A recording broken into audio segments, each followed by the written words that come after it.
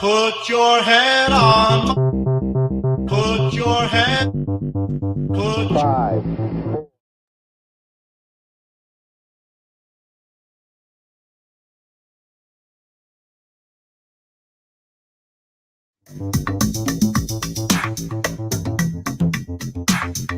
One, 2, 3, 4.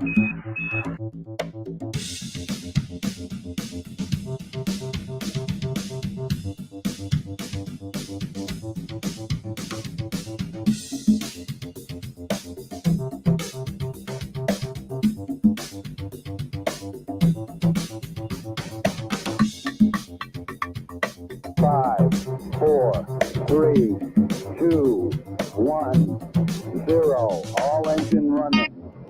Liftoff.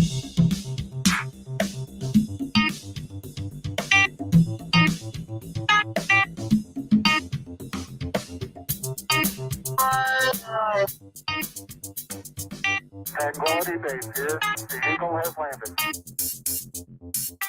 Imagine playing Atlanta. He's one of Sean's guys. He's looking for that double outside entry already. He's got an outside heel hook and a regular Ashi. Oh, He's got that. tap. Yeah, that was good. Nice sweep. 4 or 5 minutes solid. Oh, look at that triangle. Closed guard. I think he's gonna get tacked on instead of looking to finish the triangle. He's got a deep angle now. That's a tight triangle. And he got the tap.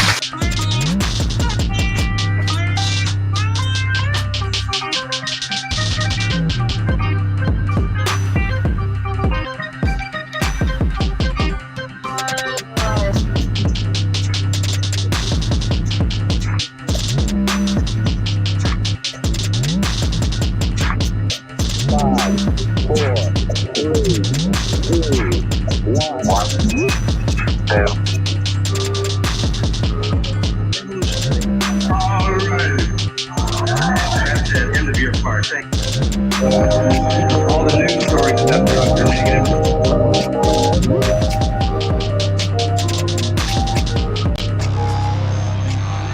He's got some tap.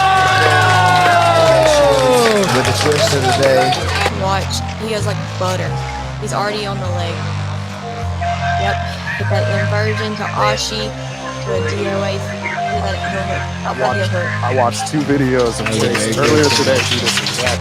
Is that $1,000? That's $1,000 to the winner. $1,000. Oh, look at 2 on 1.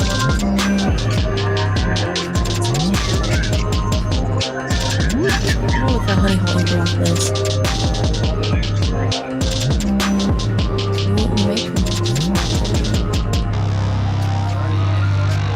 And that look. Good grab.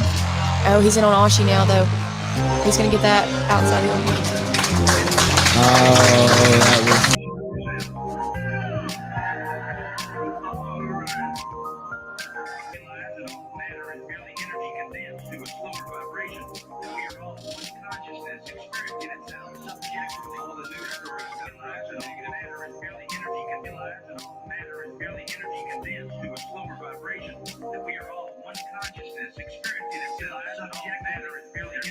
No such thing as death. Life is only a dream, and you're the imagination of yourself. Here's Tom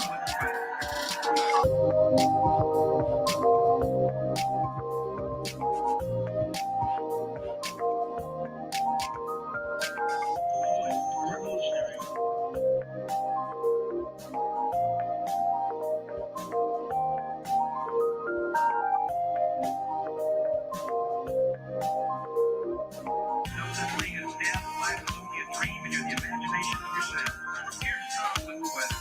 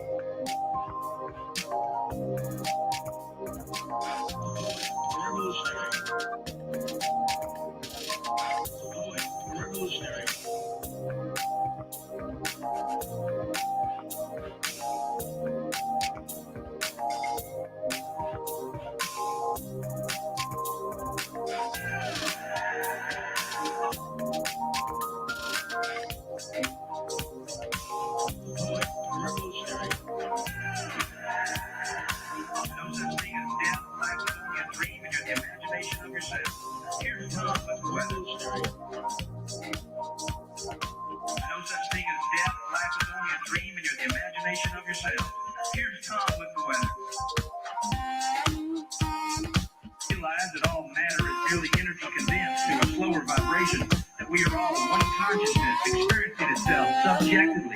There's no such thing as death. Life is only a dream, and you're the imagination of yourself. Here's Tom with the weather.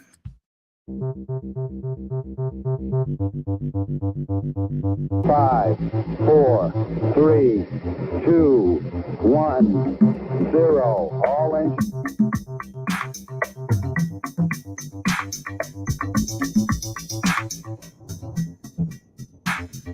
One, 2, 3, 4.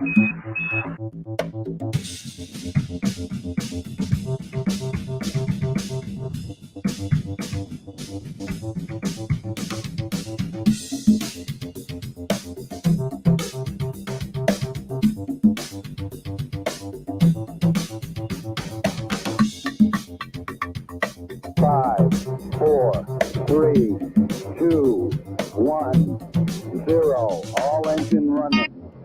Liftoff.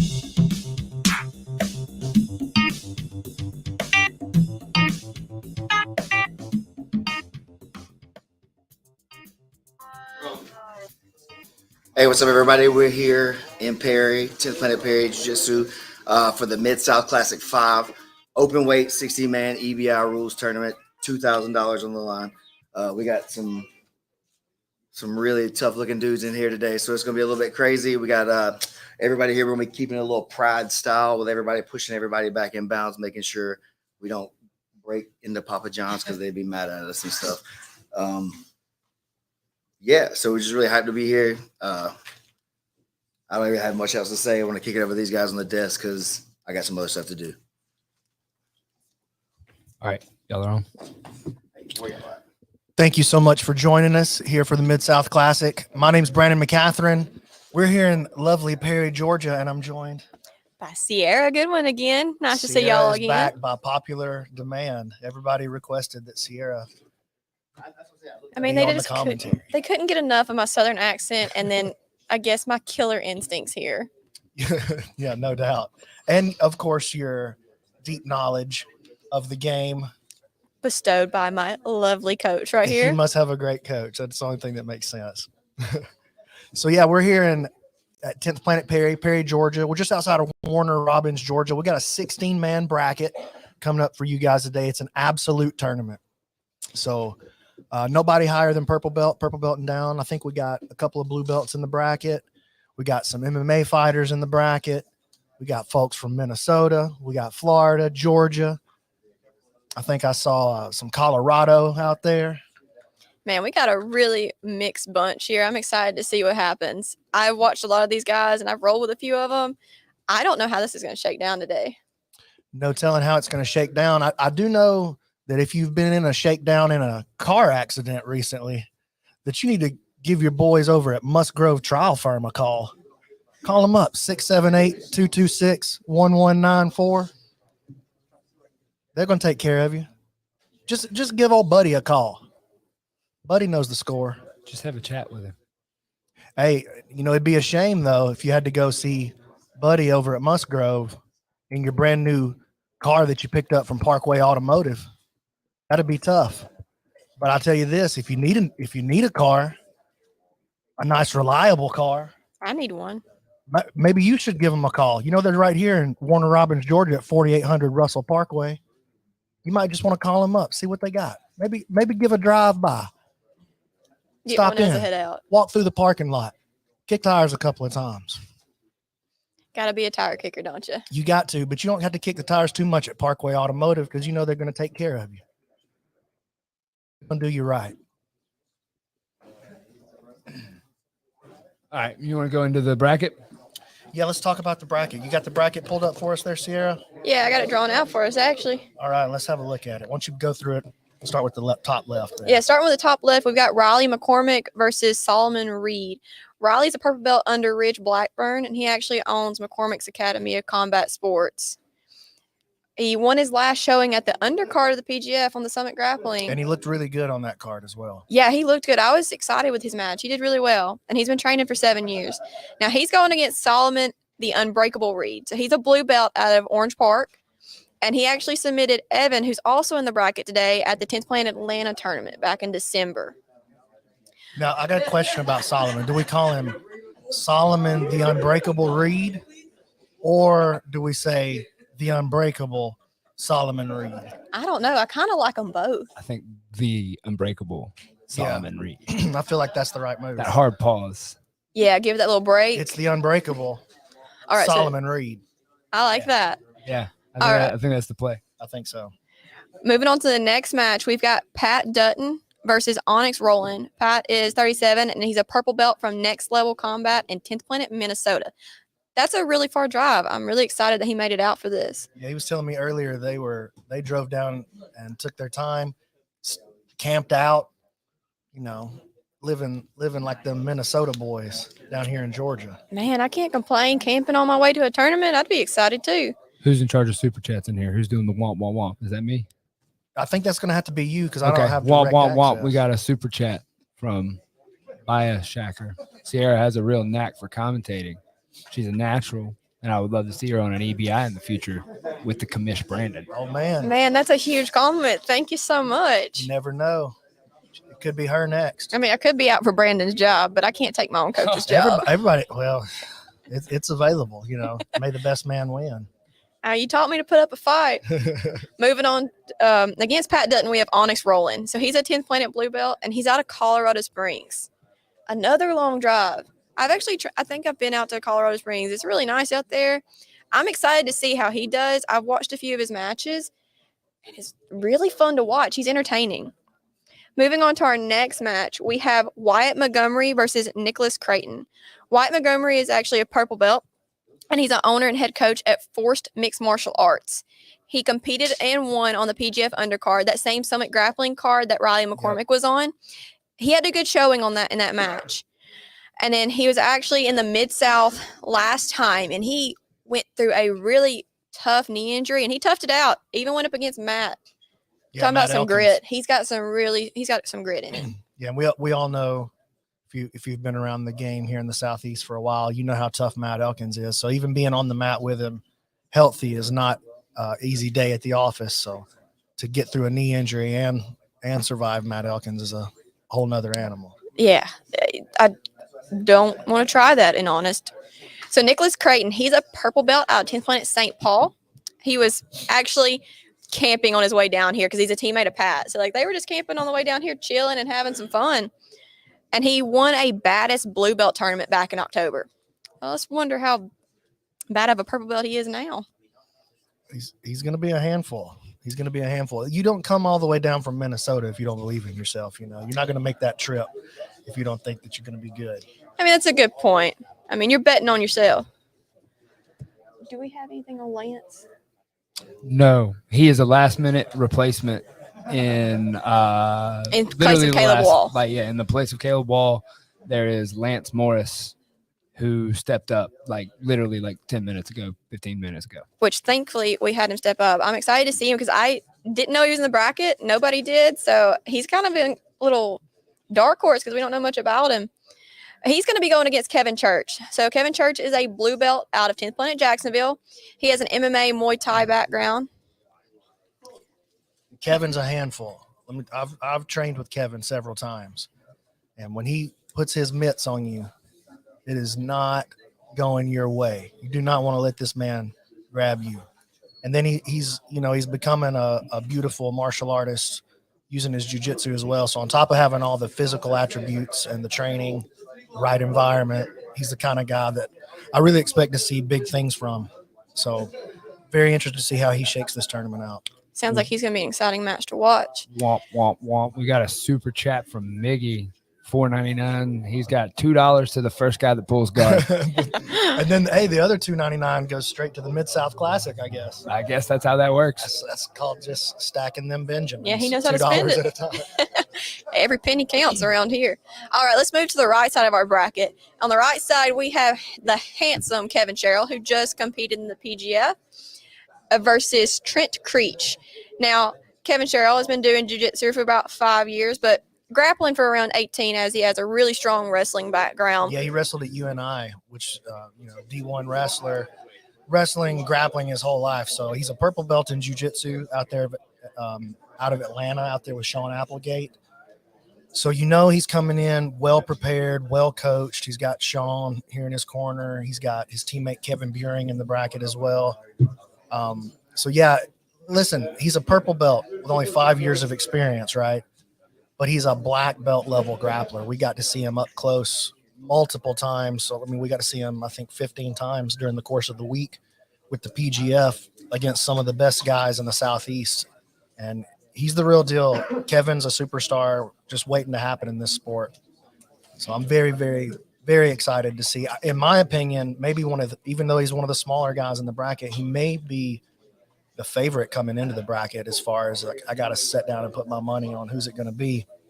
Yeah, I'm in the same boat with you there. Like looking at the bracket just from like my experience and what I know and who I've seen, he was my favorite going in just on paper.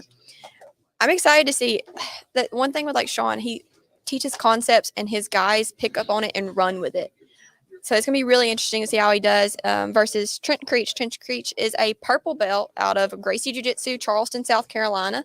And he's actually a retired wrestling coach.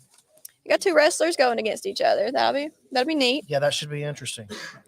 Now, moving on to our next match, we have Chris Presler, also known as South Dakota Chris, versus Kevin Buring. Chris is actually out of 10th Planet Decatur, and he's a purple belt. He's the official ref of the PGF, and he recently moved to Alabama to pursue jiu-jitsu full-time. So he's extremely dedicated, and you'll be able to tell that when you watch him roll. He's there. Yeah, Chris Hey, is. do we have Chris? Did that move? I have here that Chris is against Justin Duke. Did they swap him? Yeah, Chris, South Dakota Chris is versus Justin Duke, and Chris Colsby is against Kevin Buring. Okay, so that got swapped. Unless that's the order. No, that's not in that specific order on that list. Apologies to the stream. Yeah. Okay. That's the one that I was running off of. That's in the right order. Oh, wait, no. So Chris Presler's going against Justin Duke. My apologies. I thought this was in order. It was in order until this one. Do we have anything? Well, here's the info. Justin Duke is a big boy. Here. Okay, well, I don't. This is him right here. Okay, so Justin Duke is actually 29. He weighed in at 300, and he is a blue belt. And his most recent comp was in Naga. I'm excited to see that. I'm excited to see anybody that's 300 pounds get out there. I hope he gets matched up against the smallest guy. Who's smallest in the bracket? It's got to be Buring, right? I would say Buring's the smallest. But he's probably the most dangerous, though. Oh, honestly. for sure. Buring, his leg lock game is disgusting. I mean, we watched him in again, another PGF season 3 veteran. We watched him terrorize some very, very, very good players with his leg lock game. He's an offensive machine, and he's not scared to get out there and get after it. He's not that experienced, You look at it if you're just writing it down on paper, you got to think Kevin Buring's the first guy out of the bracket. If you're just looking at it on paper, I mean, he's probably the smallest guy as far as weight goes. He's the least experienced. Right. 14 months of training, less than a year and a half. Only 14. Only 14 months. But listen, man, I'll tell you something else. Both of these guys from Atlanta, they were on Fight to Win last night, and they both won their match on Fight to Win last night. They got some rest, woke up, drove down to Perry, and they're here to win this thing today. Kevin got a twister. If I say they showed out last night, like their matches were so good. I was highly impressed with them. Like I'm always impressed when I watch them.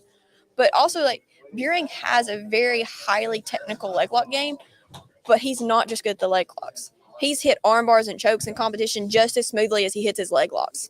So he's not one to be underestimated just because he has 14 months of training. He's training every day, twice a day. He's got more mat hours than most purple belts do. Yeah, I mean, really, in some ways, he's got more mat hours than in the last year and a half than most of the black belts that I know. He's like you said, he doesn't miss training. Not only does he not miss one training, he doesn't miss 2 a days. Like he's young, man. He's just turned 20 years old. So the world is his oyster at this point. point. You feel invincible. You don't even feel like you can possibly get hurt when you're that age. So you just jump out there, you recover fast, you hit those 2 a days, and he's putting the hours in. And that's all you can do. The hours are what show. The hours, the dedication, and the pursuit of excellence is what's going to change. That's what makes you great. Okay, our last match on the right side of the bracket is Isaac Herrera Figueroa versus Evan Stapler. Here's the only information that I got on Figueroa. just says question mark.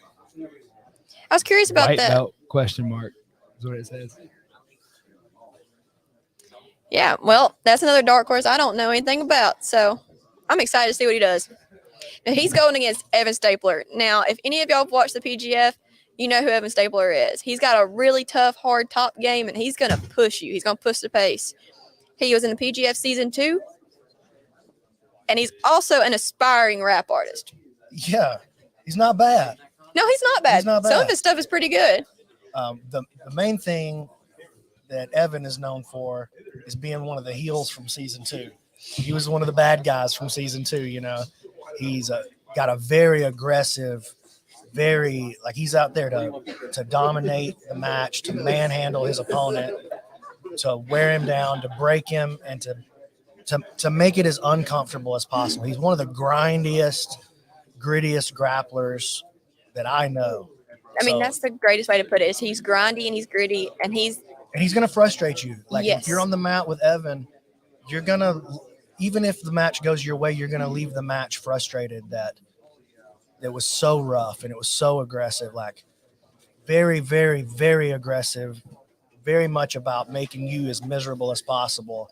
So it actually makes love it or hate it. He's got that love it or hate it style. oh, for sure. You know? And sometimes it's just a hard pill for people to swallow because they don't get that type of training all the time, or that type of competition, really. Well, and yeah, nobody trains in the room if they're a gentleman the way that Evan's going to roll in the match. 100%. You know what I mean? Nobody's going to be doing to you in training what Evan is going to be doing. Nobody's going to be, it's not that often somebody smothering your face in training, that they're covering your face, that they're grinding their head into your chin, digging their elbows into your muscles. Like and again, he was the heel in season 2. He upset some people. He upset some people emotionally, but he also upset some people on the mat. So he took out 2 brown belts, submitted 2 brown belts, 2 very good brown belts, might I add. He's going to come out here and he's going to be a problem for whoever he's got his hands on. So, I'm excited to see what Figueroa brings to the table. I hope it's more than just a question mark, though. If he brings a question mark to the table, I think that Evan Stapler is going to answer that question for him. He's going to answer it in a very rough way, but it'll be fun to watch. I'm going to try to get access to the chat so I can. You're going to keep it hop in going with there you guys, and start yeah. talking? Yeah, Egghead said that Evan Stapler needs to perform during the intermission for PGF season 4. I thought you promised Prince. That's what I heard. Yeah, I we're heard, gonna I do heard Prince Prince making for- pancakes. Yeah, Prince is going to make pancakes at the halftime show next time. Just flipping them pancakes. All right, I'm going to get the chat pulled up here so we can kind of see what you guys have got going on. Let's see here. They can sound off again. There were some people coming in here. Martha, whatever that is, says that they were going to beat Solomon. I see Pat Daywalker in here. Here There goes we go. Kaya J, Egghead, Miggy. Yeah, what up, everybody? Appreciate those of you that have been already pitching in towards the super chat. If you're not familiar, that super chat's a way for you to support this tournament, support Stephen Aiken, Isaac, what they've got going on. Drop some money in the super chat, especially if you're into seeing the local jiu-jitsu scene grow. These guys, usually these promoters that are putting on the tournaments, they're not bringing down a ton of cash. Whatever cash comes in pretty well goes back to the athletes or to pay for the resources to make it happen. So don't be scared. Hit that super chat button. $5, $10, $300, whatever you got. It'll go a long way towards helping advance the sport. And one of the best things that you can do to help the stream out, just X out of the live chat for a second if you're on mobile and hit that like button. That's going to help push that through the YouTube algorithm, make sure it shows up on people's home pages. And go ahead and give this thing a share as well. After you X out of the live chat, you'll see there's a little share button right there. Just copy that link, share it in any kind of private groups, especially like private message groups with your homies that you train with. Let them know Mid-South Classic is going down. $2,000. Somebody's walking out of here with $2,000. I mean, that's kind of wild to me. that like we got a purple belt tournament in Perry, Georgia, where you can win $2,000. But it's so Would you have believed exciting. it 7 years ago? No, 8 no, years ago? No, I don't think I would have, man. I don't. The scene has grown. Not only has the scene grown so much, but it's grown so quickly. Feels like just in the last couple of years, that these kind of tournaments have started popping up, and it started making being a quote unquote professional grappler. It started making that more of a reality or closer to reality for a lot of these guys. So there's actually like a dream to reach out and try to grab, and we're gonna watch a couple of hungry purple and blue belts get out there and try to grab that today. And when you're on the come up as a grappler, $2,000 is a lot of money. Somebody's going to walk out of here and feel like a true professional today. And 15 people are going home sad though. You know what? But that's what you do with a tournament. You go out and you bet on yourself. And honestly, it's amazing seeing the sport grow and seeing that they have this potential to make it a career and something that they love and they strive to do. And that's the best thing about it. If we can keep making this sport become bigger and we can make it where our athletes get paid, we'll have more full-time professional jiu-jitsu athletes. All the tournaments will get even better, even though they're absolutely amazing right now because everybody's hungry when they get on that mat. Yeah, there's in a lot of ways, I mean, it's great to watch the best in the world do their thing. But, you also, when you're trying to figure out who's the best, that's often settled by a really small margin. I mean, and you go watch that who's number one card that just took place. Listen, those are some of the best guys in the world. That's turning into 15-minute. It's just not that much fun to watch sometimes, So, oh man, we got a couple of. We got $20 from Egghead supporting Wonder Grappler and Bobby both of them. Nice. Thank you, Egghead. Appreciate you guys. Wallow J said he's got 50 on a twister. Ooh. If nobody hits it, then the Mid-South Classic keeps it. So got 50 on a so twister. You got a $50 bounty. So the first guy that hits a twister. Man, Kevin just hit one last night. Handsome Kevin already hit a twister. Maybe he'll hit one today. You keep track of these bounties just on a sheet there. Or if any, and listen, I don't know, Stephen, how do you feel about this? Are you letting them donate to the individual athletes as well? In the chat. Super chat? Yeah. No, that's not up to me. That's really up to you because here's the way super chat works. YouTube keeps 30% of it. Right. So, and then you have to pay them after the fact. Okay, word. So if you guys do want to drop in and contribute to a particular athlete, you got to name them in that super chat. Yeah. If you don't put their name in the super chat, then we're just going to assume that Steven's pocketing that money. I love you very much. And you get a womp, womp, womp. So you can't go wrong with that either. So Caleb Kalista in the comments wanting to know if Wyatt has gone yet. We haven't started yet, Kalista. We're just about to get started here in just a couple of minutes. Rules meetings taking place. Yep, he's pulling for Wyatt. He's out there pulling for Wyatt. Says that's one of his training partners, and he thinks he's going to win this whole thing today. So pop off in the comments. Let us know who you got. We're super happy to hear from you. Kalista, thanks for joining us. Mr. Strong, bro. All of these guys. Yeah, Bias Hacker said, okay, Bias Hacker's got 20 right here for Handsome Kevin. He said, I call him Mr. because you have to put some respect on his name. Oh, so I got to do Mr. handsome. I got Mr. Handsome. Handsome. Okay. Okay, I'll call him Mr. Handsome. No, I don't know. It don't hit the same, though. Lance and Kevin's Cheryl in the final Yeah. is what Mr. Strombow's calling for. Okay, he's calling Lance in the final? Yeah. Lance is our most recent addition, right? Right? I think Lance is a purple belt out of, I don't know where he's out of, though. Interesting. That'd be interesting. A last minute step in, make it to the final. Kaya J, she's hollering for Caveman Chris and Evan Stapler. Man, those are two tough dudes. $50 on a chest compression. Oof. Overtime, they're kind of like baseball a little bit. If you play with that or whatever, there's like a top and a bottom. Offense, defense. You get to choose seatbelt, which is the both hooks. Lance is Cole Miller's guy. Nice. Oh, so Cole brought, so Caleb, Lance's guy Caleb dropped, and he brought another one of his young purple belts in. Talking about Cole Miller. Cole's going to join us on the broadcast in a little while, spend some time with us. Steven's going over the fighters' rules, doing the rules meeting with everybody right now. What are some of your rules? There are some of the rules. Or do we want to cut over to him? We can just cut You guys him. can go ahead. Yeah. Wait to try to get a takedown and stuff like that. Just, you might as well pull because you might be on the bottom in a worse spot. Just go ahead and let's get it started. Also stalling. Like, I will warn you several times. What does that mean? Like, you got to be doing a really bad job of not trying to be progressing the action for me to actually penalize you. But I will add ride time to your overtime, starting at like 30-second blocks. Once I warned you to the point that you know, right? It'll be obvious if you get time added to your overtime, it will be extremely obvious that you are stalling. It won't be like, oh man, I was trying to, so don't do it. I'll warn you, you'll know. Let's keep it moving. I know what it looks like to be stuck or be in a position that you're trying to set up stuff. So that's not what I'm asking you for. I'm not asking you to put yourself in a bad spot or do anything to get yourself hurt or any of that kind of stuff like that.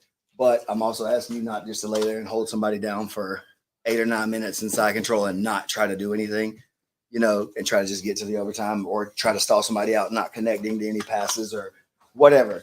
Like we all know, you guys are all high enough level competitor to be in this room. You know what it is when you're stalling somebody out. Don't do it. That's not why we're here. There's $2,000 on the line. Protect yourself. Everybody's going hard.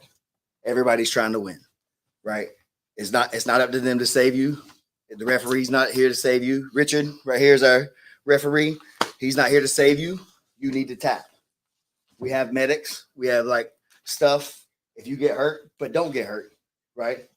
Like don't be the one that gets yourself hurt, right? Things can happen, accidents can happen. If you're called, tap, right? That's it. Okay. But it's up to you to make that choice again.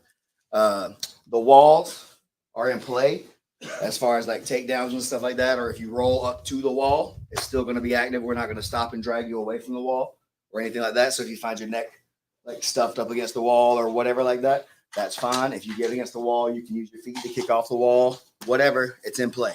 Because trying to reset it over and over and over when the wall is in play is just ridiculous and takes way too much time. And none of the resets matter anyway, because like we know about resets. Okay. We're going to try to keep you guys out of this specific corner though, because a corner is a little bit of a different kind of play, right? A flat wall is okay. This one can be okay. And that one can be okay, but we will funnel you out of the corner. Right. Slams. Takedown. Like if you get taken down hard, that's not a slam. Okay. If somebody takes you down hard, that's not a slam. If you pick somebody up and like try to throw them on their head directly, that's going to be a slam. Like, don't do that. Like, don't try to like purposely hurt somebody like that. You know what I mean? Like if it's an accident or whatever accidents happen, right? I get it. That's what I'm saying. We're all in here for that reason, but don't purposely like try to put somebody on their head. The question came up, can you slam like if somebody's got you in their like full close guard? Again, yes, but if you put somebody on their head, that's going to be something that's going to probably get you called out of the tournament or whatever. So like don't pick somebody up and like try to like power bomb them onto their head and like in their career, right? But if they're in closed guard, obviously I understand what it's like that to pick somebody. And that's what I'm saying.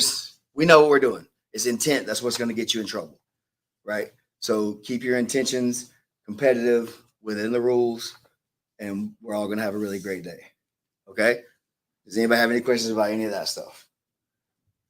Okay. First matches.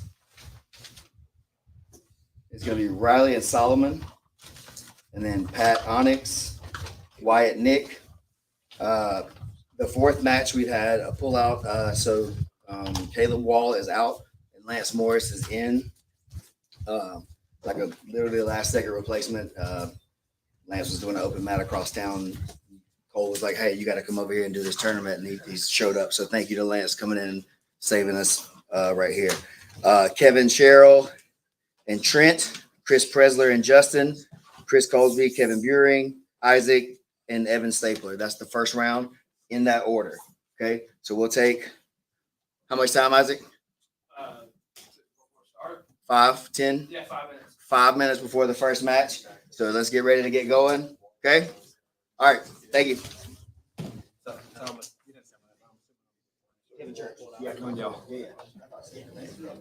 All right, guys, we're almost ready to get started for this Mid-South Classic Absolute Tournament. Purple Belt Absolute, 16-man bracket, $2,000 on the line here at 10th Planet, Georgia, 10th Planet Perry, Georgia. We're brought to you by Parkway Automotive. If you need something, looking for a used car, that's your guys. Parkway Automotive Sales, 4800 Russell Parkway, right here in Warner Robins, Georgia. And of course, as always, all of the Dream Show productions are brought to you by Musgrove Trial Firm. Call old buddy at Musgrove Trial Firm, 678-226-1194. Give him a ring. Something's going wrong. That's your boy, buddy. And if you're joining us in the chat, first of all, thanks. We appreciate you being here. Thank you for watching. Go ahead and X out of the live chat for a second. Hit that like button if you haven't done it already. Engage with us in the chat. Hit that super chat. Let's support these players. And let's try to get all of these guys paid for all their efforts and their hard work and all the work they're putting in training, man. Let's all work together and let's push the local jiu-jitsu scene forward. No reason. The talent here in the South is just as high as it is anywhere else in the country. I've trained all over the country. I can tell you the talent level is no higher on the West Coast than it is out here in the South. It's just not as many people, so it's not as saturated. But you're going to see some great action today from these guys. When we put together a 16-man bracket, there's going to be just as much action. And I'll tell you what, this is a purple belt tournament. So you maybe you're in the chat going, well, it's just some purple belts, man. Just some purple belts and some blue belts. Let me tell you something. The purple belts and blue belts most of the time are more fun to watch than the best black belts matching up against each other. And we were saying it earlier. A lot of times the best guy versus the best guy, the difference between those two guys is so small that a lot of times the match can get boring. And, think about when you're watching the UFC. Most of the best fights happen on the undercard. Right. When those guys they're hungry, they're up and coming, they got something to prove, they got a chip on their shoulder. Nobody believes in them but themselves. Those are the guys that are the most exciting to watch. And we got a bracket full of 16 of those kind of guys today, and they're playing for money. $2,000 is a purple belt. That's a lot of money, man. Man, and if you think about it, that's why I love the PGF. It is a wide range. We go from white to black belt, and it is anyone's game. And think about it. Everybody can come in and have their best day or worst day at the same time. It doesn't matter. Belts don't matter when you're competing. But I will say my favorite matches have always been the purple belts and the blue belts because they're just out there and they're going. They give it everything every time they go out there. Not saying the blacks and the browns don't, but they're just so close in technical skill that we can't see the minute differences. But when you put like a purple and a black, there is a lot of differences that's going on there. I mean, think about it. We just had a purple belt win the PGF. That's true. David Evers, young purple belt out of 10th Planet Huntsville, came in there. A lot of really good black belts. 8 black belts are in that season. It was a purple belt that came out on top. It was 2 purple belts in the finale. Yeah, that's true. There was 2 purple belts in the finale. That's wild, isn't it? It is. But those matches were so dynamic and so fun to watch. You could just see like Kevin and David, all of them were really hungry, but they just went after it. They trusted and believed in themselves, and it showed through. And like you say, when you got something to prove, you go out there and you prove it. Now, talking about bringing home some cash, we've also got some bounties on the line. We've got $50 on a twister right now. We got $50 on a chest compression and $36 for a wrist lock. 36. 36 is Okay. what that's what Egghead put in there. So I was like, I'll put the accurate number. That's funny. All right. Almost ready to get started here, guys. Oh, Steven got us all. Got the whole stream. The whole world. Oh. Share with your That was friends pretty so high that level. more people could get got. See, I can tell why you and Brandon are such good friends. Yeah, Steven's my boy. That's Bobby, both of them. I love that nickname. All right. Everybody ready? I think we're ready to rock and roll. Excited to see this. Hey, before we get started, jump out, share this with your friends. Share this in your Facebook groups. Share this in your messenger chats. We're about ready to get started. Packed house, man. They're packed up against the walls. Here's an interesting rule here at the Mid-South Classic. The walls are in play. So they're not going to stop it because you're stuck up against the wall and reset you. The wall is part of the playing area at the Mid-South Classic. Personally, I love that rule. I love that. I want to see how because I think that's such an important, and a lot of jiu-jitsu guys, they underestimate how important the wall is when you get into MMA. But being able to fight on the cage or on the wall is an absolute crucial part of the skill set. Who we got coming up here, Sierra? So we've got Riley McCormick and the unbreakable Solomon Reed. All right, Riley is which guy? He's the one standing. All right, so Riley on top here. And Solomon's on bottom. Solomon actually, he's known for this outside heel hook that he goes for. Oh, they're getting after it right away. Riley is not playing around. Yeah, so when Solomon was in the Atlanta qualifier, he played flat. This right here. He tries to hit a Kimura sweep off of this. Solomon's going to try to Kimura sweep from here. Yeah, it's going to be a tough play to. He's looking for it already. I see it. That's going to be a tough play to make flat on your back against a guy like Riley. Yeah, you got to be on your side to even start anything there. He's putting together that lockdown. He's got one underhook. Oh, now Riley giving that. Yeah, he's got that pressure. Riley coming to us out of McCormick's Academy of Combat Sports, purple belt under Ridge Blackburn. Solomon, they call him the Unbreakable. Riley's out to test that theory right now. Little whip up there. Starting to dig the underhook. He's got the electric unders. He's going to have to get just a little bit deeper. Oh, man, he might have had what he needed right there to pull that off. That's what I thought. I mean, transition to a closed guard is not bad if he wasn't sure that he had it. Heavy breathing going on already out there. Yeah, that's just a lot more to move. Man, that shot looks great. 2.5 minutes in. You going to keep the I'll time keep the for us? That's good. So doesn't look like we have a timer on the screen. So Isaac's going to give us regular updates on the clock. And then we've got the clock that we can see here as well. Oh, wrestling up. The wall. And here comes the wall is in play. Is he shooting for a guillotine? Oh, man, he may be just, man. They're just getting thrown in the wall. Out there. These guys are putting it up there. Hey, these guys are going to have to remember, this is a 10-minute match. You're literally 2 minutes deep right now. 7:55 to go. There's not as much break as you like. You give it all in your first match. That break is not always enough. And these big boys. Let's be honest. Cardio is not usually the secret weapon of a guy in an absolute division. Pressure is. Pressure is, but it's hard to do anything when you're tired, and so be interested to see how this pacing goes. Riley is a beast on top. He's really dominated the positions so far. Solomon, and Riley goes back. You have to attribute that to fatigue already early. That's what I would have thought. His passing was so good, and he was staying heavy and connected. Yeah, he just fell back.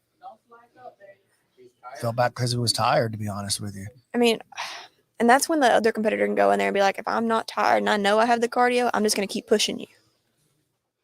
Riley trying to work this closed guard, looking to take grips here. Solomon kind of staying with that hands on the ribs, elbows on the inside style of posture. He's going to look to slide a knee into the middle and then maybe open his hips towards the back of the room to open the guard. Riley opens it for him. Tries to switch up. Yeah, he tried to switch off to a scissor there, but Solomon's thinking about jumping this leg.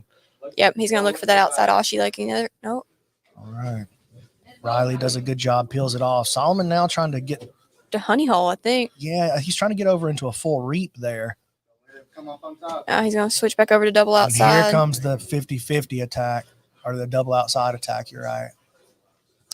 If he wants to finish that straight ankle, he's going to have to put his feet into Riley's hips, and he's going to have to roll that shoulder back. Finish it though, Sierra. I think he's just using it as a control position. If he passes that foot over and rolls, he'll get the 50-50 and get the inside heel hook as he goes. Yeah, all the way down. Good job here by Solomon controlling that second leg. Or he may be looking for that belly down leg lock. Well, you're right, though. He's going to have a tough time finishing that. Yeah. If you're going to try that on, big boy, you're going to have to break it.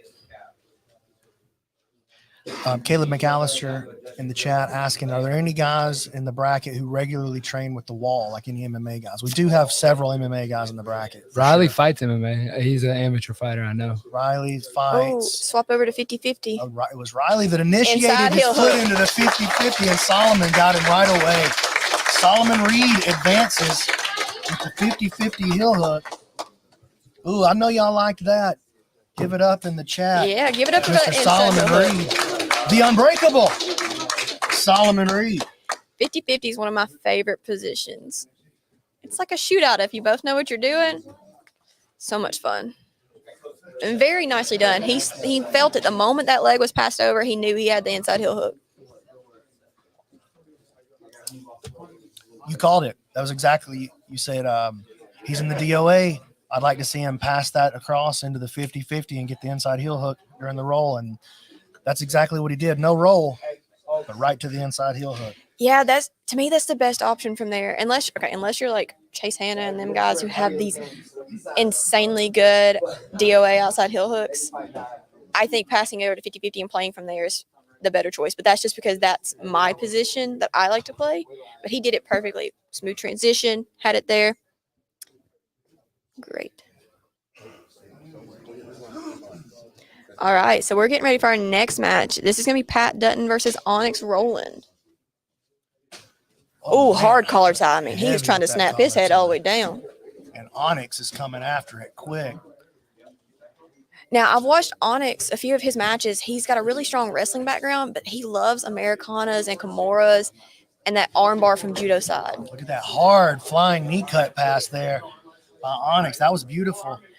I feel like, yeah, transition to the north-south position here.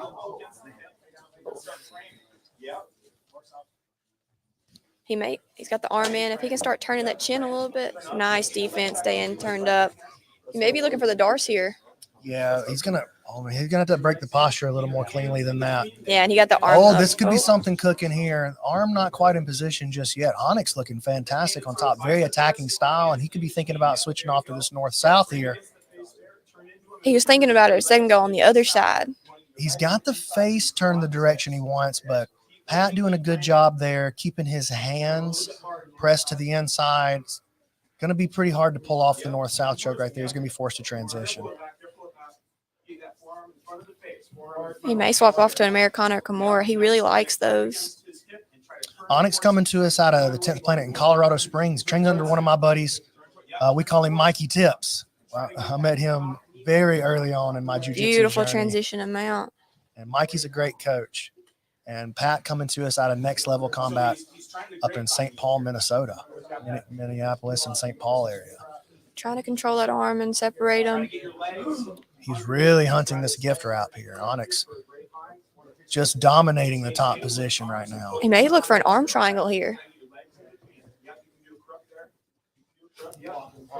Man, Pat's doing really good with his frames. He's getting his elbows back in there, and he's really making it hard on Onyx. But Onyx is just gritty and going. Onyx is dominating positionally right now. Oh, for sure. Pat is way behind on the exchanges here as well. And he's so calm. Like, Onyx doesn't look like he's giving anything cardio-wise. He looks good. Here's the gift wrap. To the Switching arm off to the triangle. arm triangle on the other side. He needs to walk that arm up a little bit more and then use his head to pin it up. Yeah, he's rushing the finishing mechanic just a little bit. He really needs that elbow to kind of pass the center line before he steps over. He might be able to finish it there through the jaw. Finish it. I think he's going to tap him right here. I mean, you can go through the jaw there too, and it still hurts. Well, you can get a clean choke right here if your angle and your finishing mechanic is good. You just got to get that shoulder put. He's thinking about tapping. He's trying to bump in. He's going the wrong way. This is just patient, clean work by Onyx here. Yeah, he felt like he was too high. He's trying to readjust to get that angle on the throat. He may get it this time. Well, that's a good sign that he hasn't burned himself out either. You know, he's transitioning while keeping the lock. He's trying to find the spot. Look at him. That was good. So close right there. No, that was a great move though, because he's using his body weight now to push that elbow back to the center. He's going to run right back to it again. I don't think he's going to quit going after this arm triangle. No, I think he knows he'll get it. Well, Pat really hasn't shown any signs that he's going to be able to get out of the bottom of this mount just yet. No, I mean, Onyx has just got a heavy mount and he's got good control. And when somebody who's really good at the mount, it's really hard to get out. Hey, he's going for that punch choke. Got the Brandon special. Shoulders a little high. But it can make him give up that arm. It can make the arm triangle easier to switch to. That was a couple of mistakes there on that punch choke. But I can appreciate that he was going after it. Yeah, you can use that punch choke to really open up the arm for the triangle and make that transition a little easier. Man, that is just some hard passing. Pat pulls again. This time he pulls into the butter half. He's going to switch back off to his half guard. Excellent sprawl work there from Onyx. Just really good top positioning. Yeah, he's fighting the lockdown. And with your left arm, you can grab the other leg there and maybe start setting up some electric chairs. Onyx has just got a good base and good passing. I don't think I would have pulled against him. I would have probably tried to wrestle him a little bit, but he does have a strong wrestling background too. Oh, good wrestle at the dogfight. Oh, look at this. Nice work here. Oh, and this is where the wall comes into play here. That's exactly right, Sierra.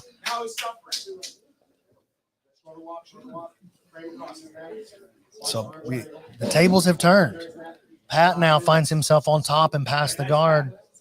And we'll see, did Onyx spend too much of his energy in those initial exchanges? He was dominating the opening part of the match. He probably dominated the first 5 minutes, but Pat believes this next 5 minutes belongs to him. He's holding on tight there. He's got more of a traditional side control. Onyx trying his best to work in this frame. Now to the knee on belly. Sliding over into the mount. Beautiful. Man, and he's got him against the wall. Positions. So it only gives him one direction really to escape well, because if he tries going into the wall, he could get blocked when he tries to bring his knee up or anything like that. Oh, beautiful. No. Big mistake by Pat. Held on to that. He just held on to that mount a little too long. Stayed just overcommitted to what he wanted to do instead of moving with his opponent. Yep. Sometimes what you want is not what your opponent gives you. All right, Onyx is back on top. I think Onyx is going to stay on top now. He's not going to want to let him on bottom. He is not going to be on bottom again. Yeah, Pat funneled him into that though with his half guard. So he funneled him into the half guard pull, butterfly half. He got the underhook from the butterfly half and then worked from there back into his half guard, came up on his dogfight. So Onyx didn't want to be on bottom, but Pat made the correct technical sequencing choice there to force him into it. Still playing this butter half. Go for it again. 3 minutes and 15 seconds to go. And these boys are pushing the pace. It's not like slow. They're keeping a steady pace. Ooh, this is a much better arm triangle. Man, he's got what he needs. He's got the attack setups that he needs for that arm triangle. It's just his finishing mechanics are just a little off. It's just a little rushed. He just keeps rushing to this portion. He's trying to get to the part where his head's on the mat just a little too quickly. Yeah, that's the portion like where you need to crawl it. You need to be calm. There you go. Nice. 2.5 left. Good recovery to his butterfly guard by Pat. The crowd shows their appreciation for the good technical exchanges between these guys. Yeah, they're really showing out. Nice. Man, his knee cut is hard. When Onyx goes for that knee cut, he throws his whole body weight into it. Trying for that Darce again. Darce here, and this is how he set up his north-south last time. That's what he may be looking for again. Well, this is a much cleaner attempt than before. Only one hand in to defend this time. Head's facing the right direction. This could be a problem. He may try for that counter. No, this is a problem. He may get the tap here. He's gonna have to make a couple of changes if he wants the tap. Put the head down and start walking. Yeah, he needs to get his arm flat under the head there. Oh man. Good job, gentlemen.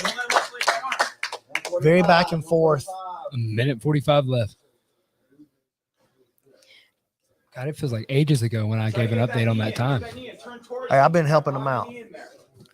Transition Onyx him mounts out. again. He's looking for that. He's looking for that arm triangle Oh. again. That one looked a little bit deeper. Yeah, Pat just not gonna. He's not going out to the arm triangle. No, I don't think He's just decided that you can. I'll show you the arm triangle. I'm confident that I can get out of it at this point. I feel that.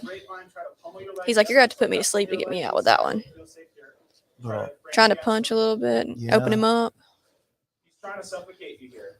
1 minute. He's trying to hold you down here. 1 minute left for these guys. Try to keep your oxygen going. Oh, a Excellent beautiful mount bump escape. skate. Back to the butterfly. Yep. Stay up with them. Don't be on your Yeah, back. I think both these gentlemen have used up a good bit of their cardio right now. down into the body lock pass for Onyx with about 45 seconds to go. There you go. Oh, Oh, beautiful, beautiful. work. He's not able to complete the sweep, but he might have opened up his triangle on the other side. Onyx buries in, gets his body weight down on it.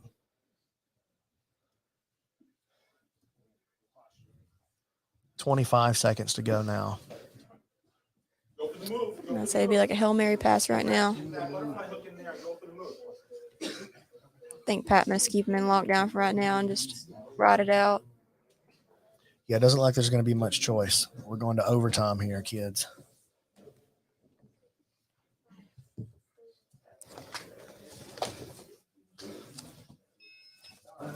That was impressive. Both gentlemen kept the pace up. But I think for sure, like, Onyx dominated the top game for the most part. But Pat showed some beautiful guard work and some beautiful sweeps. He showed one. He showed an attempt at it a couple of times. You know, you'd have to say that that was pretty well dominated by Onyx. Pat did have a moment there where he was able to shine with that really nice sweeping sequence. All right. Timer's on. 2 minute time limit. 2 minute ride time limit here in the overtimes. This is contested under the traditional EBI rules, which is 3 2-minute overtimes. There's a top and a bottom of each round. Think of it like extra innings in baseball. Oh, he could be setting up. The twister, He right? could be setting up a twister right here, Sierra. What does he need to do to make this happen? So he's going to need to get that arm separated from the body, and he's going to need to get it behind his head. But he let it, yeah. All right, that's a 28-second ride time for Onyx.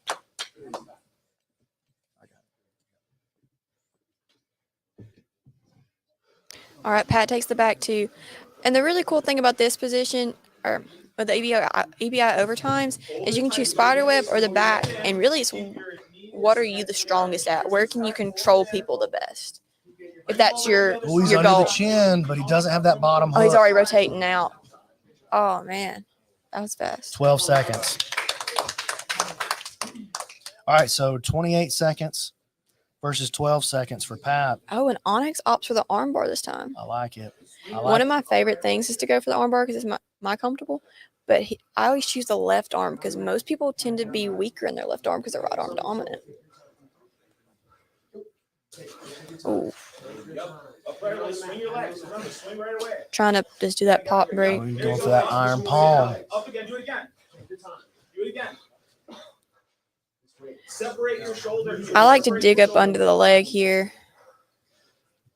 Because if you go for ride time here and you control the leg, they can't really come up on you at all.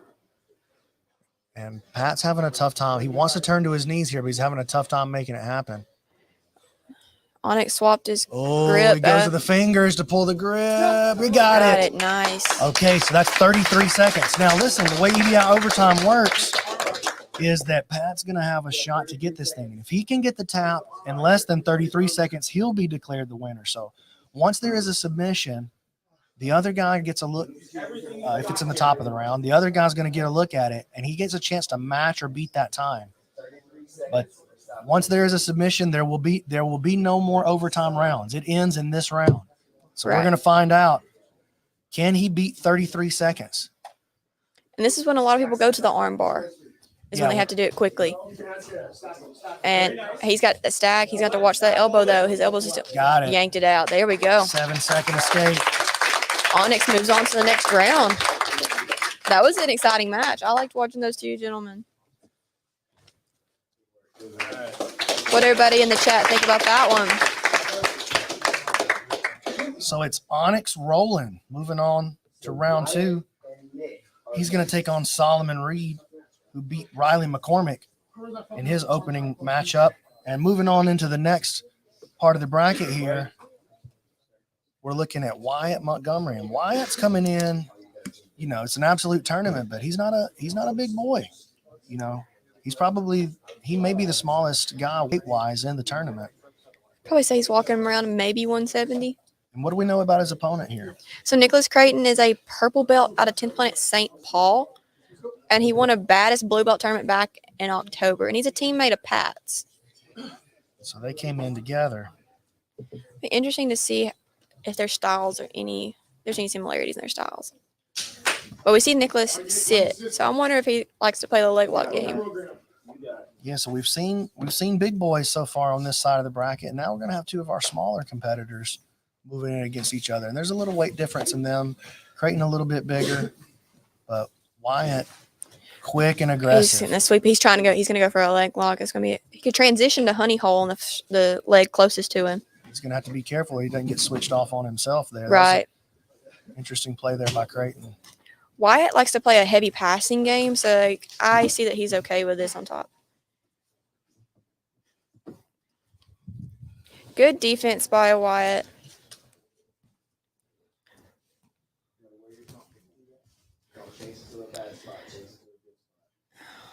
Nicholas is going to be in on that leg for Ashi. He may be looking for that outside heel hook. He's letting the knee rotate a little bit. It's really straight. Ooh, this wall could come into play here. This outside heel hook just depends on what that knee line situation is And like. he could swap over to the knee bar there, but there's a toe It's a hold by toe Wyatt. counter. Nice. Good job by Wyatt keeping himself safe there. Whenever the wall starts getting involved in these leg lock situations, things can get dicey pretty quick. Yes, it makes it really hard, especially if you're the one needing to roll out, and that's the direction you have to roll out in. You can get caught real quick. Play your game. All right, Nick, one more warning. Go to that. Wyatt's very aware of the leg lock situation here, which just speaks to how long he's been training and how much he trains.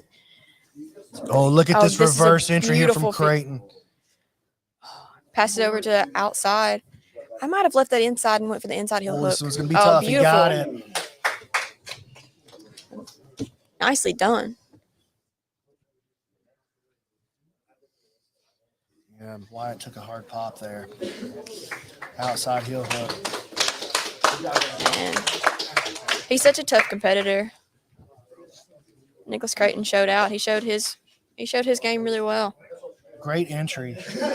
It was Great so entry, smooth. man. Smooth like butter.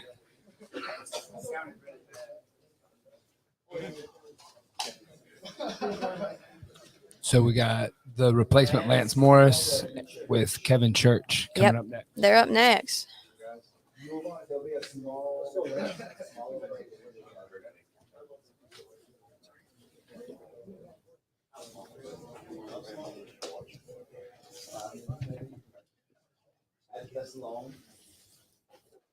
Man, Kevin's got an MMA and a Muay Thai background. He's out of 10th Planet Jacksonville. I see this being I watched some of his wrestling. He's really good on his feet, too. I don't think the wall will be a problem for him. But Lance is a dark horse. Yeah, I mean, if he's training over there with Cole Miller and Cole felt confident to put him in here on same day notice, I mean, that speaks volumes in itself. That speaks highly to me. Cole, one of the finest martial artists that I know, and so to have his blessing on a guy really puts a lot of respect on his name. And you can see right away he's not intimidated by Kevin. Not at all. Kevin looks like a monster, and Kevin is a monster, but Lance is, it's hard. He didn't have time to get nervous. That may work in his favor. Sometimes that worked in my favor. Just get thrown to the wolves and you can be a wolf yourself. He was trying a little foot sweep a second ago just to off balance Kevin. There he goes for that foot sweep again.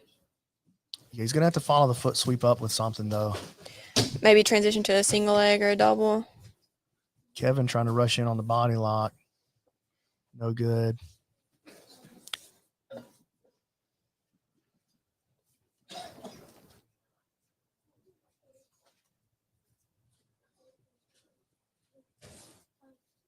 lot of jockeying for position. Here's a level change now. That was a hard fall on the head there.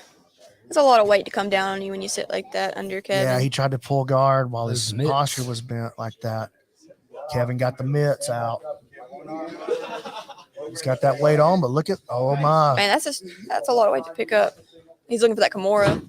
Oh, and Kevin runs his head tight into the wall. This is a crazy exchange here. Yeah, is he going to throw the leg over the head and try to like pull that Kimura through? Yeah, I think he's going to try to pull him back the other way. See, Lance got control of the leg. That's smart, but he still needs to be aware of that arm because. Yeah, I mean, even if Kevin ends up on the bottom here, he can still control it because it's going to be hard for Lance to step around into the arm lock here on this side. Excellent work by Lance and use it to pass the guard. Good control. He's going to look for the Kimura of his own here, maybe. Wouldn't that be or what about an arm bar step around if he can get the reaction? The way he's pulling that elbow into him. Yeah, it's going to expose this Kimura, though. You see that? Right. When he lifts that up, it makes Kevin want to flatten himself out, which gives the momentum to expose the elbow on the other side. And now Lance finds himself on top of the larger fighter and controlling position. 7 minutes, 12 seconds to go here in this first round matchup. You're watching the Mid-South Classic, 16-man purple belt absolute. They're playing for $2,000 out there. We're here at the bottom of the left side of the bracket, first round. This is Lance Morris on top, taking on Kevin Church. He's looking to step over for that arm lock. He's got his bottom leg trapped there. Yeah. Nice. Kevin gets out from the bottom. Ooh. Watch out for the cameraman. Listen, that cameraman's a professional. That cameraman can move. You really getting to see the wall work in this Excellent match. takedown off of the wall. Lance grabs up that single leg, runs the pipe, distributes the weight across the top of the thigh out away from the wall. Absolutely beautiful work. Yeah, that was outstanding work by Lance. They're going to restart in the middle, but that was a great takedown.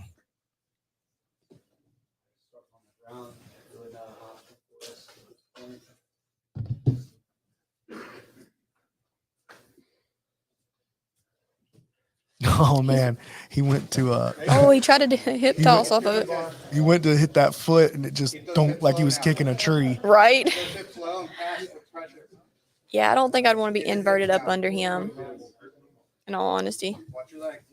Well, you know what? Kevin had a real good opportunity there to use his weight to smash down on the smaller fighter, and he chose to come up and move into a standing position for his passing, which really that's probably going to play into Lance's favor. I know if he's training over there with Cole, he's going to have a good outside guard game. He's going to be good with his De La Hiva. He's going to be good with his reverse De La Hiva. Cole has an excellent understanding of those positions. I know he passes that down to his students at a very high level, and you can see that with the reverse De La Hiva play here already from Lance. Switching off, very comfortable switching back and forth between the De La Hiva, reverse De La Hiva, now to the sit-up guard, but he exposes his neck in the process. Kevin does a good job sprawling out there and attacking the head. Lance right back to the feet, though. Yeah, Bring him down. Scoot back with it. Scoot back with it. Put your shoulder to the ground. he might be exposing the head a little bit. Oh, he was looking for a transition to the leg there for a second. Right back to butterfly guard for Lance. Yeah, Lance looks really good right here. Very impressed with him.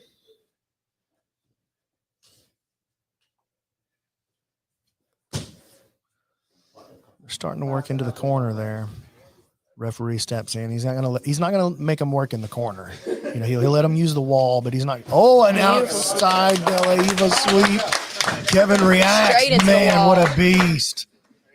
Man, you're getting plowed by a Mack truck.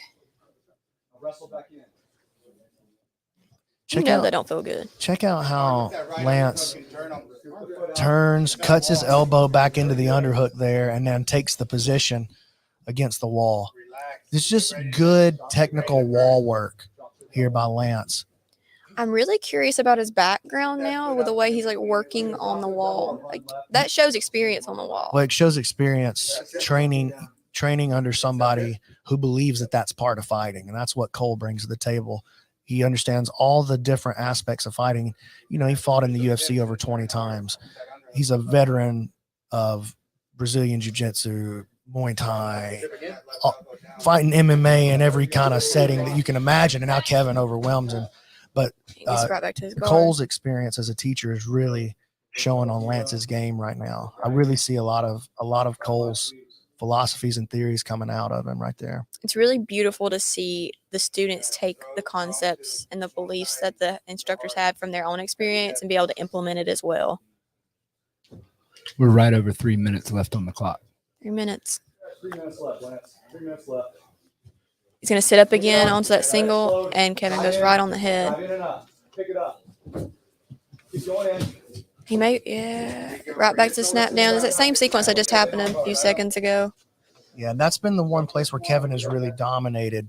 He's gotten on the head a couple of times and been able to really distribute his weight and take advantage of his natural abilities to make Lance uncomfortable. But Lance is he's never flustered for a moment here. No, he's been calm and relaxed the entire time. At least that's how he appears. Yeah, he's not intimidated by Kevin's size or aggression at all. I mean, with the way he's doing, he shouldn't be. Oof. He shoved him back into that wall. Listen, I mean, it's all fair. it's all good. I would do it. Right into Ashi. Good sweep. He may be digging for that outside heel hook. Kevin grabbing his own shin there, trying to distribute his weight against it so he can sprawl out. Lance is letting his knee go down and not using it as a frame as much as he should there. So, yeah, he's going to get past with it. Yeah, he got a little greedy trying to switch off.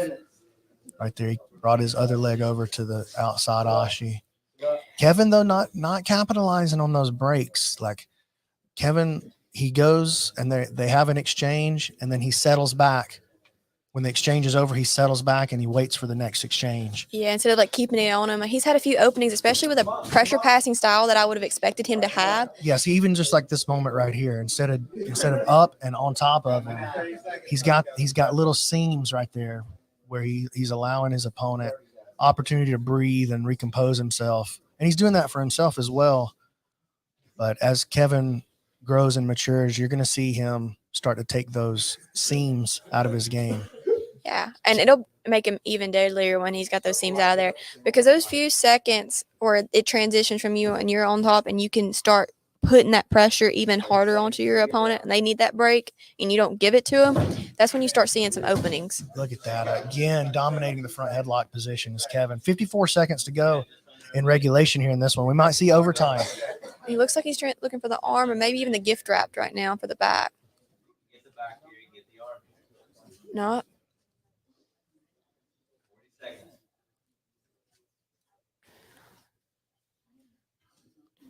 171 people watching the Mid-South Classic right now, splitting this stream between the BrandonMC.Ninja channel and, of course, here on Stephen Aiken's channel. We thank everybody for joining us. I've got the chat pulled up, so feel free to participate. Hit that super chat, donate to these athletes, support our sponsors, Musgrove Trial Firm, Parkway Automotive Sales. And thank you for supporting and engaging and being a part of advancing grappling here in the Southeast. We're doing it today with the Mid-South Classic, and we're going to overtime between Lance Morris and Kevin Church. That was a very interesting match. I liked watching both of them gentlemen. The wrestling was good. The wall work was good. Defense on both ends was impressive. Lance gets the draw first. He's going to take the bat. What, do you like that? I mean, what do you think of in this situation? So for Lance, I feel like he doesn't look like he's expended a lot. He still looks calm. Ride time is a good choice. Both guys are in good shape. Oh, he had an armbar transition. He's got a good. He's going to get out of there. Yeah, that's my only issue. So, when you have an absolute, there's a super big size discrepancy, and the guys are a lot stronger, they can rip out of the armbar sometimes. So, if you're doing the back, do the back for ride time. If your armbar is better, do the armbar for ride time if you can keep him down. Lance gets a 12-second ride there. Does that change your strategy going in right here if you're Kevin, getting that quick escape? How do you approach this play?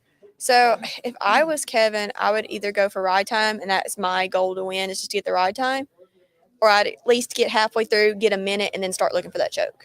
So I know I have a minute of ride time, and then I've got a minute to work on that choke. And you just feel like it's easier to control the back for time. I think so. But personally, for myself, I can control the arm bar better. Interesting. I sort of feel the same way, unless I can get to that body triangle. Now, that body triangle really changes things. I just feel like when you can go for the back, from most of the competitors I watch, their back game is stronger and they have more control. So if you can get, in this situation, get a minute of ride time since you know your competitor just had about 12 seconds, then you can really start working for that choke if you want to and if you don't want to go to that next overtime. So we're starting to approach that 1 minute mark you're talking about right now, 51 seconds deep into this first overtime. And that's what I would start doing, start working for that choke. So, yeah, if you're in his corner, you're telling him what, Sierra? I'm telling him to go for the finish here. I think he has the ride time he needs. And if he can escape just as fast out of the next overtime, why not go ahead and try?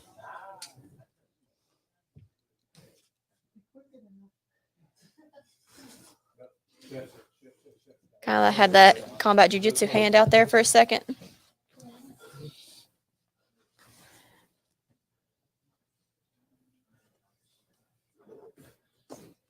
Lance is doing a really good job defending. Only problem here is Lance will have to submit him. Lance was planning on doing an open mat today. Well, he got his own sort of He open woke up mat. this morning with a different kind of morning. Kevin almost opened the mat up with his head a couple of times. Oof. 10 seconds left in this bottom of the first round. Overtime matchup here between Lance Morris, Kevin Church. Yeah, it was And that's the 2 minute mark. So 120 seconds of ride time built up for Kevin. Never really got close to a submission, but a giant edge in the ride time. How do you approach this now, Sierra? If you're Lance's coach, what are you telling him from the corner? You want to see him? So he started with the back in the first one, tried to transition to the arm bar. He's going straight to the arm bar this time. What do you think? So if he knows his arm bar is the best, that's what he needs to be going for right now. That's what I would tell him as his coach. I'm like, look, you know you're down on ride time. You swapped the arm bar. You like the arm bar. Do you want to try controlling and winning from here? Man, just so hard to stop a guy from like. But see, Kevin I from like getting digging up. for the leg here. I would have had his arm on it, like swapped and had my left arm as the hook, and I would have dug for the leg. Oh, and he's out of there 14 seconds. Another big escape. It's just so hard to control the arms on that when the arms look like that. You know Oh, what I yeah. I mean? mean, that's a beast. No, not like mine, Jesse. Not like my arms. Jesse James Wallace, low key putting me down on my own show over here. And see, if I was Kevin's coach again, I would be telling him to kind of just relax and control. He doesn't need to expend too much right now, especially since he's up. Yeah, he's really up on the ride time. He can kind of be calm. Lance can do one of two things. He can fight to get out really fast, or he can just be calm and try to protect himself while trying to recuperate. Once Kevin locks that body triangle in, getting fast is kind of getting out fast is sort of off the table as a possible solution 100%. now. So he's going to have to find a way to undo this body triangle. He needs to get his leg pummel going. He's trying to put pressure on, but he really needs to be thinking about pummeling his legs underneath on the inside of the body triangle to release it. Yeah, over the top, he's just kind of tightening it. Yeah, and there are some guys, especially in the training room, some guys are gonna let go of that body triangle, or they're gonna maybe even tap when you start to be aggressive against their body triangle because it's uncomfortable on your feet. But really, in competition, you don't see people even address it as a threat when they're the offensive player. So Yeah, it's really not I that can't uncomfortable. actually think of a time when I've ever seen the body triangle attacked in a like effective way during competition. Now, listen, during training, I'm probably going to let it go. I'm probably going to move it because I don't want to be sore tomorrow, or I don't want some, off chance of something happening. But And competition is just a different thing. Like training, you don't want to injure yourself before a competition. A competition, well, there's I'm the not letting bottom. you tap that. I'm not See, tapping look, he even aggressively locks up the triangle on the bottom position. Yeah. A lot of people would tell you that this is wrong, but you just don't really see that play out at the levels. I was wondering if he was going to try for like a Oh, he's twister-ish going thing. for it. $50 on the line for that. No, that's not a true twister. We couldn't, Yeah. we couldn't award I that. said Can't award it. twister-ish. Yeah. Twister-ish. My only thing is here is that he just had too much space.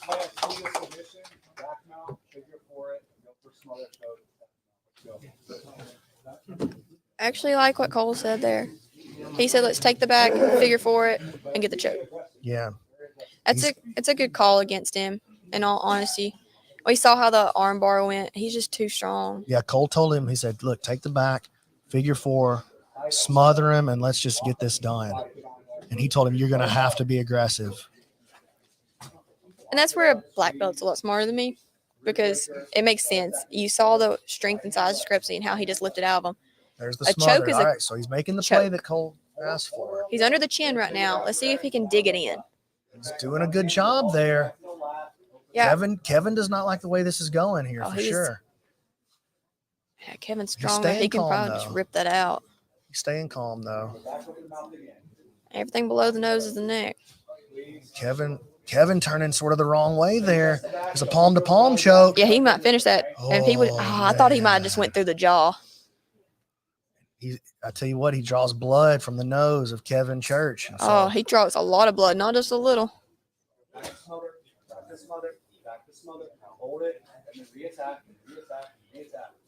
See, this is. Oh, he has the arm trapped. Kevin's in I trouble think he'll here. finish. He might finish this. No, Kevin doing a good job. Right as this starts to come into position, he tries to turn and look at it. You see, oh, he's starting to slide out. He's gonna force him to transition to this To rear arm triangle lock. and arm lock here. We've seen him with the arm lock in overtime twice. He hasn't been able to wrangle him. He's Yeah, and it looks fighting like for that Kevin's far got- tricep. Looks like Kevin's looking for that running man escape already.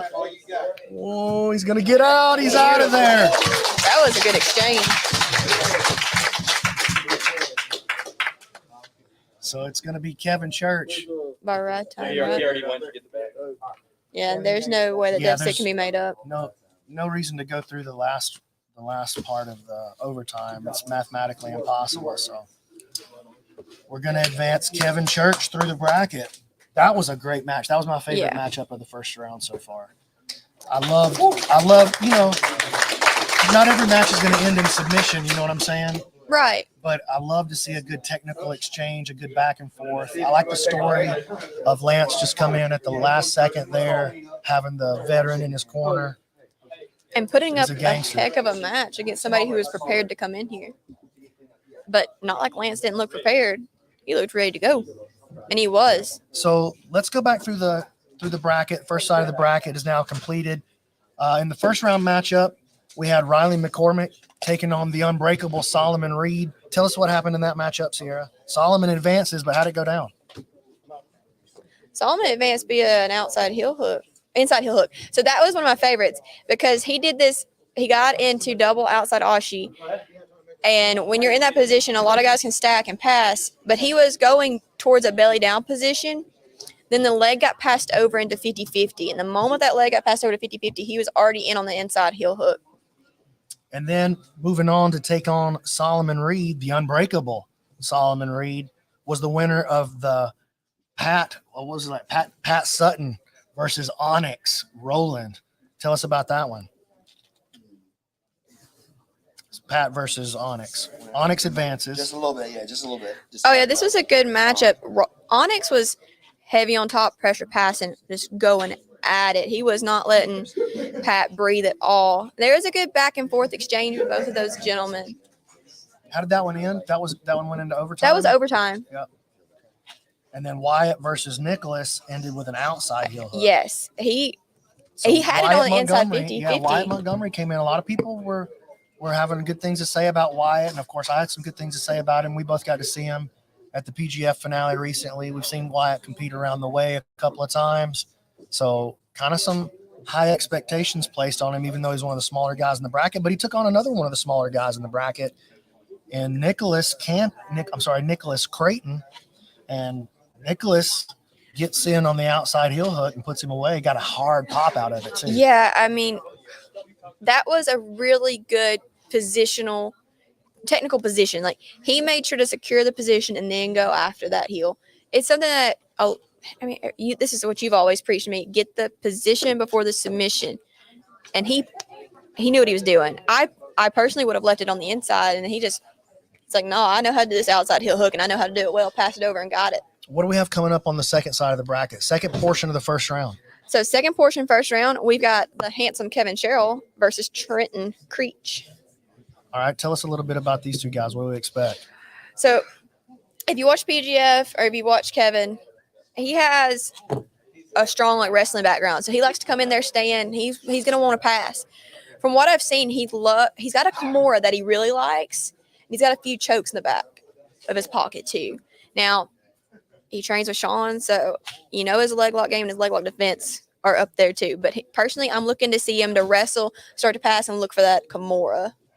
Now from Trenton, I don't know a lot about him, but he's a purple belt out of Gracie Jiu-Jitsu, Charleston, South Carolina, and he's a retired wrestling coach. So I'm going to guess that he's going to want to play a similar top game to what Kevin wants to play. All right, and then moving on to the next match. Next match is Chris versus Justin. Chris Bresler? No, the other Chris that I don't have a name for. Oh, okay. I don't have a last name. I think it's Chris E. Chris Colsby? Okay. Colsby. Yes. I apologize, Chris Colsby. I don't have your name on my sheet of I paper. don't have any other somewhere. information about him. Okay, because well, he that's never why. Responded to me. Yeah. Oh, okay. So I don't have information on Chris Colsby, but he'll be going against Justin Duke. Justin Duke. No, Chris Presler, right? Chris Presler is going against Justin Duke. All right. Chris Presler's against Justin Duke, and Chris South Colsby's Dakota against Chris. Kevin Presler. Okay. Yeah. And so wait, so Kevin Sherrill versus Trent Creech, and then who's the next match that Chris takes on that Presler winner? versus Justin Duke. So Presler versus Duke takes on the winner of Handsome Kev versus Trent. No. Yes. Yes. Yes, the winner of that. Yeah. Sorry. I listened, but I didn't. Okay, good. I think we're looking at a different bracket than what you guys get to see on the screen. So Yeah, that's my fault, guys. I apologize. that's no worries. Just got to make sure we get it straight. So it's Chris Presler versus Justin Justin Duke, and then it's Chris And then Colsby versus Kevin Let's talk Buring. about that Presler versus Duke matchup just a little bit, Sierra. So Chris Presler, also known as South Dakota Chris, is out of 10th Planet Decatur. He actually moved. Where did he move from again? He moved from South Dakota. That's Right. why we call him South Dakota Chris. Right. I wanted to say that just because it's fun for me.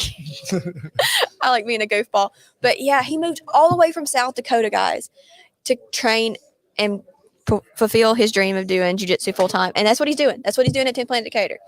And he's a phenomenal grappler.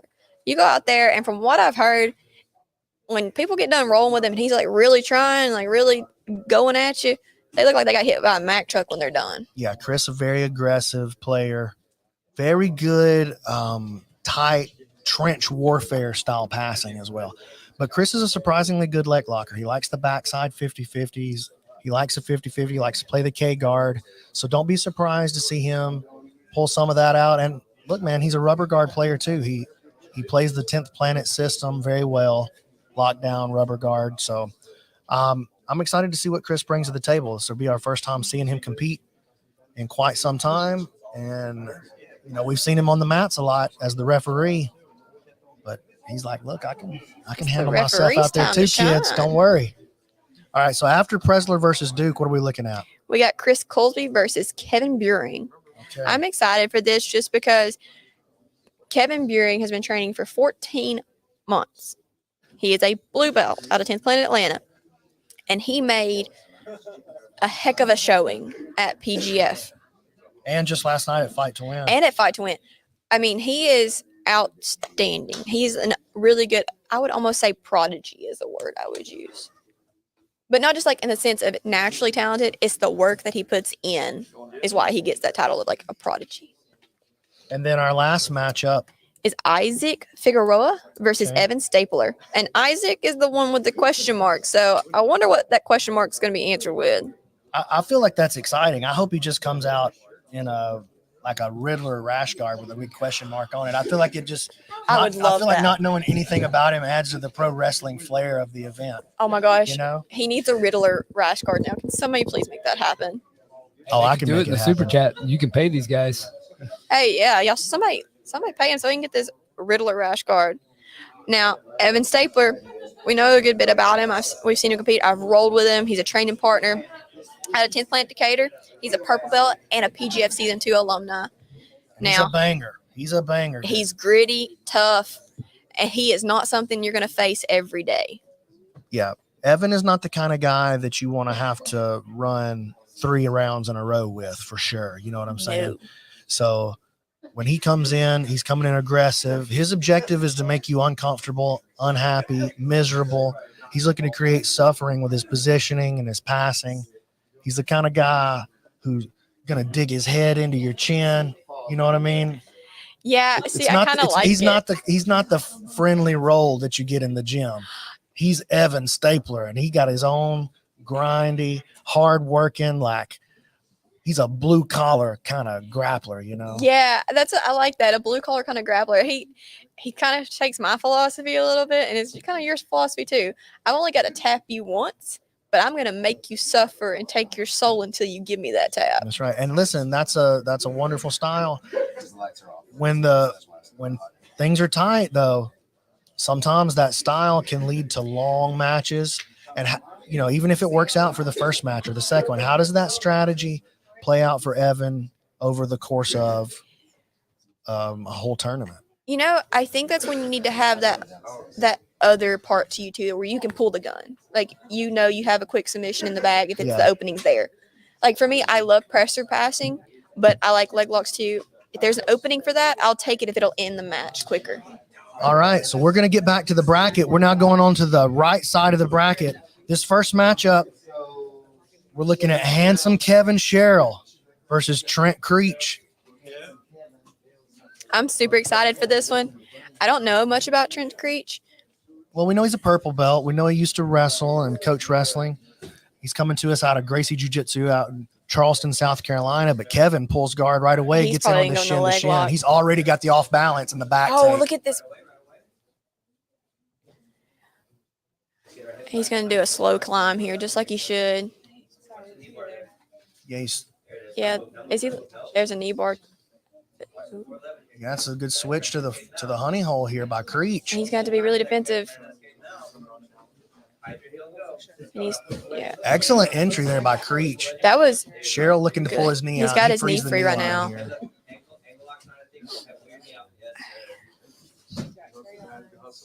I thought Trenton had a look at that calf slicer on the backside when people run out of leg locks.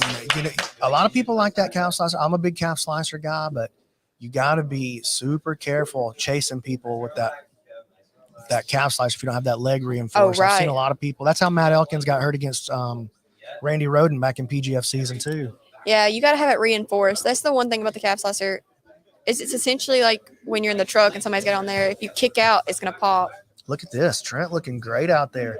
Double underhooks. It's a strong passing and strong guard Coming work. up, looking to move past the knees now. He's in the 3/4 He's mount. got that bottom leg stapled too. Trent looking very, very impressive so far against a guy that we know is very tough in Kevin Sherrill. Trent may be the dark horse in this one after all. Kevin's got his butter half back. He may look to off balance here and go up under the leg lock. Oh, beautiful defense there. He felt it coming and transitioned right out of it. And if you're a fan of Fight to Win, if you got Flow Grappling, you saw Kevin Sherrill last night go out on the big stage. Oh, look at Good that. Just wrestle up. Excellent. Kevin coming off a win last night at Fight to Win with a twister, and he's attacking the head during his passing now.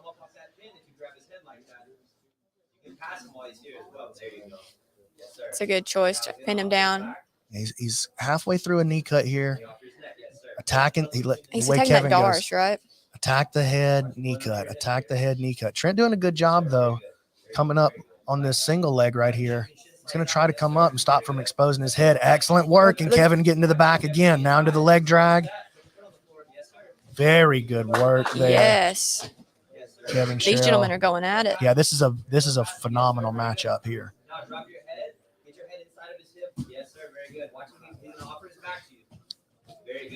And Sean This is gives the same perfect position. coaching. This is the same position Kevin got his twister from last night. Yeah, I think he's going to go straight for the back on this one, full control to the Right body into lock. the Yep. body lock.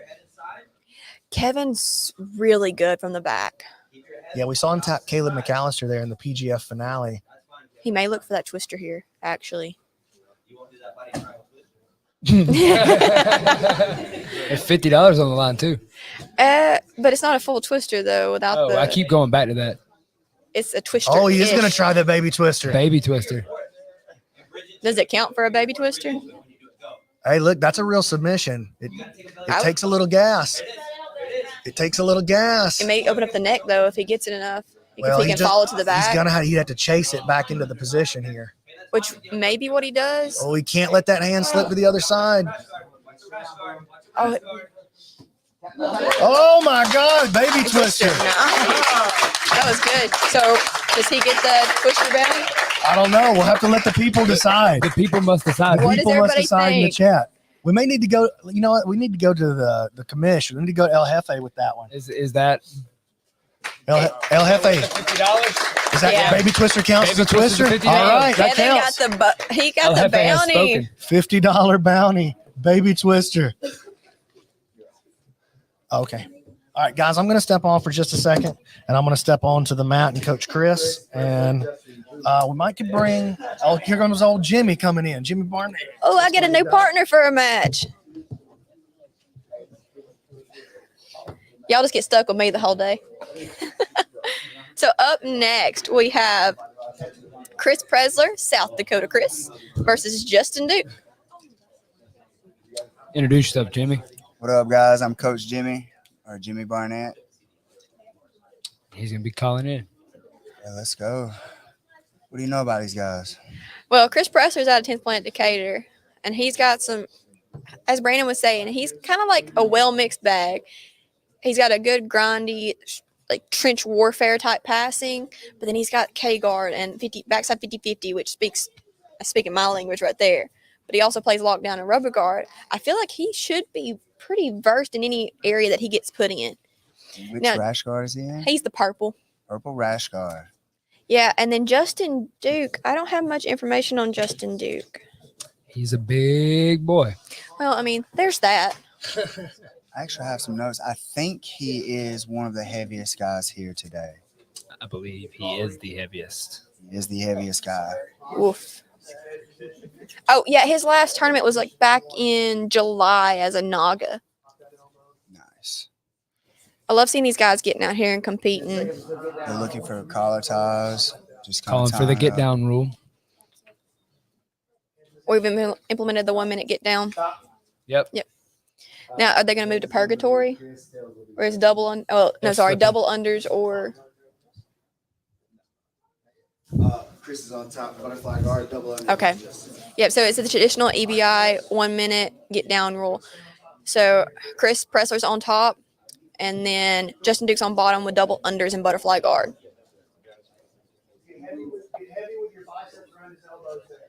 Brandon's calling for Chris to get heavy with his biceps. And what he means by this is he wants Chris to put his weight through the elbow so that they can't elevate him up and he's a little bit stronger. Kind of arching his back with that good posture, driving in. Yeah. So when I get in this passing position, I put my head up under their chin and treat their head like a Pez dispenser. Oh, yeah. Start steering it. Yeah. pushing 'em away. Like you're trying to pop their head off as you pass because like when you move the head and the spine, you get past. You just moved to half guard. Womp, Yep. womp, womp. We got Nader season for handsome Kevin. Nice. Thanks, Jackson. Kevin's going to love that. Sir. He's looking to kind of flatten him out, stay heavy. This don't is work where his half. good black belts go to die. When you don't have an underhook, you're flat on your back and half guard or anything like that. Oh, he made a good transition. He almost cleared that knee. Yeah, I would have liked to have seen him like just stick with it just a little bit more. I think he could have got his knee back in. But Chris is being heavy with that shoulder press. Whoever's controlling the shoulders and the head of the bottom person is usually winning this half guard position. And he's doing a very good job of just flattening him out, keeping him down so he can kind of work to clear his knee. Yeah, I want to see him toesy, kind of like toesy pass. That's what I'm looking for. I'm looking for him to lift it. So essentially what I want him to do is I want him to tripod on his head and lift his butt up in the air like a tripod and then walk his toes up. So he's just toesy on up and then cut his knee down. Nice. He's actually really good at that pass. I think that's what he's looking for. His right leg, he should heel toe, get his knee up. Yeah, That's one of my favorite ways to pass right but here. I'm going to need him to drop his hip a little bit for that. Yeah. So what he's looking to do is do the toesies and come straight up into like the mount, the 3/4 mount on the far side. It's a little harder. I like what you do. I like dropping my hip and then just heel toeing up. Yeah, that's my. It's kind of my go-to from here, shooting your hips in and walking it up. Yeah. He's looking to get his The arm knee triangle. for the arm triangle. Justin's doing a good job keeping his guard, but I feel like that's all he's doing right now is just defending. Yeah, and Brandon's calling for him to pass again, pass again. Like, So- just keep it up. Yeah, so Brandon's philosophy is when you're on top, you're always passing. You're never not passing. Nice. And it's a good way to think because they're always trying to inch it back. You're always trying to keep inch it, so you just forward. keep passing. Yeah. Now, he's in a good position. So if he takes his time, walks that arm up, and gets the position, he can transition either to that arm triangle or to the He back. just finished a pass. Or he There we stepped go. over. Chair sit. Don't rush that. Don't rush that back take. You better be good position. I like the arm triangles. Look. That's a good call. Brandon said, "Hey, don't rush that back take. I like where you're at with the arm trial, and we can cook him from here." And he's looking to push the knee and get everything back. Oh, Beautiful there's the arm triangle. transition. He got over. And his shoulders down, but the only thing right now is he might get the tap. Just keep it there. I would just keep staying there. Don't burn your arms out. See, I would like the elbow that's around the arm around the head. I want the elbow flat on the ground. I just like seeing him set his weight into it and drive his weight and use his weight instead of his squeeze. He was Yes. using his squeeze a little too much, and that's why he was able to escape. He should have drove forward with his weight, his chest big. Yeah, He escaped, and now he's turtled, and he's looking to flip this turtle over. the thing with the arm triangle, it's more of a body choke than you give it credit for. Like your body Yeah. pressure can do the choke. Your arm doesn't have to do anything. Or All of under my 5 chokes. minutes on the clock. All of my chokes, I'm looking to use my body and sink things in that way. I never squeeze. You can always goon something, but I'm not looking to goon something. I don't want to burn my arms. I want to You want that and just technical set submission. things in nice and slow. That way my body weight and my body's doing the choking instead of squeezing. Looks like we're looking for a north-south here. So if he can keep backing his lat up and turning the head the opposite direction. There's a tap. Beautiful. Hey, north-south choke. That was awesome. That was a really good match. Had him on his heels defending the whole time. That was a really, really nice match. Constant job. forward pressure, constantly attacking. Did a really good job. Cool. We're going to get Brandon back on the stream. Next up, Chris Colsby, Kevin Buring. Thank you for joining. Oh, yeah. Appreciate you guys letting me in on it. You guys have an amazing day. does he got another competitor today? Yeah, he's got another one. He's got Evan in after this match. All right, so you guys will see me back in just a second when Evan gets up. But oh, Brandon's just hanging out. Cool. Yeah. Well, then you'll hang out on the So mat. you guys get to You see get my to pretty stay face around. more, huh? So up next is Chris Colsby versus Kevin Buring. Now, Kevin Buring, I can't say this enough just because it shocks me. He's been training for 14 months, blue belt. His leg game's phenomenal. His arm bars and chokes are great too. I'm excited to watch this one. So if you can't tell, I like watching him grapple. All right, so for the crowd out there, which one is Kevin? Kevin's in the white Assassins rash guard, leg lock Assassins. Let's go. He's already on the heel. Outside heel hook on Ashi. There's the finish. Nice. That was very quick. fast. That was very quick. We didn't even get to call it. Was that outside Ashi heel? It was that outside Ashi heel hook. Yep. Oh, Well, man. it was Ashi, but an outside heel hook. So standard Ashi, Yeah, standard Ashi. outside heel hook. That was quick. All right, the next match, and this is the last match of the first round, is Isaac Herrera Figueroa versus Evan Stapler.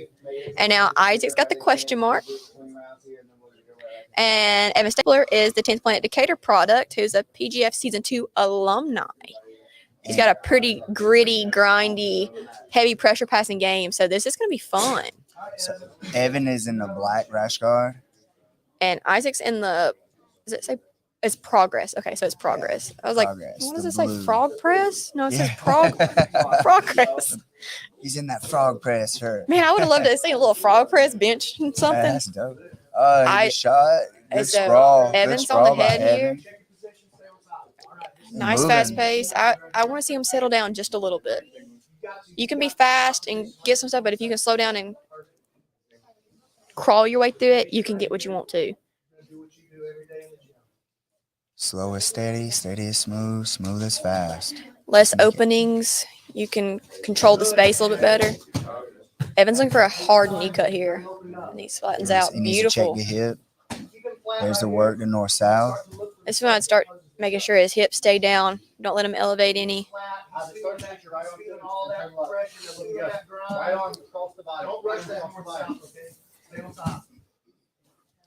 Isaac with some good camera angles, making sure we get a good look. That's Keelan. That's Keelan, yeah. You switched them. Oh, I guess I am over here on Yeah, the you switcher. The control- ones and twos. Oh, that's The right. ones and twos, you switched them. Good guard recovery by Isaac. That was good to see. Evan already passed again. Fixing to work him right back to north-south. I think that's what he's wanting to look for. And Brandon said it. You're always passing. You hear him coaching from the corner over here. Well, that's what you got to think about. Like when you're playing jiu-jitsu as a chess match and you always want to be one step forward, if you stop and pause, you can go back. You're always moving forward. And if you keep the mindset of I'm always passing, your next move is I'm always passing to this. I'm always passing to control. Staying mobile, constantly moving forward, looking to stay in control, stay on top. Yeah, because even if you look like even if you're mount, you're always passing. Evan putting him in knee to belly now. Oh, that knee on belly of Evans hurts. He drives that knee down. And Evan, if I recall, he was like very aggressive in the PGF. He still is. He Like- was like the bad guy of season 2. Yes. Yeah, so if you Yeah. watch right now, he's grinding that shoulder. So when I mean he's grinding, he's taking that point and just going at you. Good. He's checking the hip, working around. 2.5 minutes in. Oh, wait. Most of these guys are breathing a little heavy. He's going to look to work over to mount. He likes the arm triangle too. He's got that shoulder of justice, just something there just to make him think about it. Yeah. I mean, Isaac's doing a great job with his frames. He's calm. He's not freaking out or anything. Yeah. So Brandon's asking Evan to sit his hip a little bit on the opposite side and get up under the elbow to open it. You can't really open it when you're on top of it. You're going to need to switch your hip a little bit, get up under it, and walk it up. He got that nub. He's in white belt side control. Up, switching back to modified side now. Up, coming to mount. Yeah, so he's looking for that transition to mount this whole time. Yeah. Isaac's still got his knee in. in, though. When you start walking that arm up and giving him something to think about, he may be able to slip his knee over. Yeah, that's what yep, There it beautiful was. touch pass. See, I would not want to be Isaac right now. Evan is going to skydive mount on you, grind his head up under you, but he's going to look for that arm triangle. He really likes the arm triangle finish. Look how he's going to slowly walk his chin over. He's going to need to sink back a little bit. Even if he gets it right now, his shoulder and his arm's going to be over the face instead of in the neck. As long as he's keeping this arm across, when he adjusts, his head can fall out behind it, and then he can shift his weight. I like the way he's keeping the control of that elbow and just smoking it. There it is. That's what we wanted. That's what we was looking for. Because now he can sink back. Yes. He'll get he the tap stepped here. off a mount. Yeah. Hover tap. Yeah, tap. look, There it another is. north-south. It's a very good match. Very good technical kill. Those were, man, the right side of the bracket that showed out. I mean, Yeah. the whole left side showed out, and the right side's like, well, let's just see what we can do. And they do not disappoint. That was a Look, if y'all's friends are not watching this stream right now, you really need to get them on. This is some of the best grappling you'll watch anywhere. that was a clean finish. I like how he caught the little nub and just kind of stayed patient, moved it up, moved him Yep. right into a hook choke. Like you saw it when he got the chin catch. Like he got the arm over and he had the chin catch and he just walked it down. It was picture perfect. That was It was amazing. beautiful. Yeah. Such a beautiful finish. All right, guys, welcome Brandon back. Oh, Brandon's And he's stepping gonna- outside. Chill a little bit. Excited watching my guys. I gotta go tinkle, you know? Yeah, dude. I've been so anxious just to like stick him back in the seat, but I'll stay here as long as you guys want. So we can actually just kind of recap what happened on the right side of the bracket. In our first match, we had Kevin Sherrill versus Trent Creech. That was a pretty fun back-to-back, like back-and-forth match. But then Kevin got the back and secured that rear naked choke. Rear naked choke. It was beautiful. Yeah, I was taking pictures earlier with the camera and stuff to try to post later and stuff just to kind of promote this thing a little more and all that. So like thinking back to the stuff, like I wasn't paying attention to the action as much as I should have been. But man, everybody that showed up today has like wanted it, and you could tell they're trying to win that $2,000. Yeah, and I'm gonna like I had a little oopsie again, guys. I apologize. Kevin got the baby twister. He also got the $50 bounty that was out on the baby twister. So And $10. and another $10. Actually, he got 30 in the chat from earlier. Yeah, so Racking up in handsome it. Kevin is racking up on the money right now. Y'all showing him some love. Make sure to show everybody love. Nate Cason's quoting Evan's song. He said, "How many people you tap? A lot."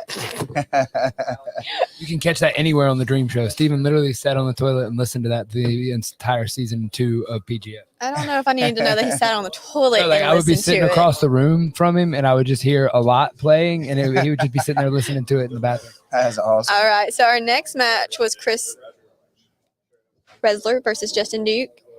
And Chris won via a north-south choke as well. A lot of north-south chokes today. Yeah, surprisingly, that's not really a super common submission that I see. I don't know. It's kind of new for Mid-South Classic. Most of ours have been heel hook, straight Yeah, ankle in the past. and typical like your rear naked choke or your DARS is what I typically see at Mid-South. Yeah. I like seeing the difference though. Like, Yeah. That's really cool. You see people's games evolving and seeing people just putting in the work and getting better. And these guys are wanting this money. So it's really cool to see and like watch Steven, like watch how far this thing's come and how much work's been put into it. And it just gets better every time. yeah, so for all the fans listening, that's just where the super chat money goes. It'll go back into Mid-South, or if you label it for a competitor, it goes to these competitors. And that's what we want to do. We want to be able to keep putting on better shows, bigger shows. But first and foremost, we want to progress local jiu-jitsu, and we want to help the competitors. What exactly is Super Chat? So the super chat is where you can send money through YouTube and through the live stream, and it comes to us. Now YouTube keeps 30%, but the rest comes to Mid-South, or it goes to the competitors.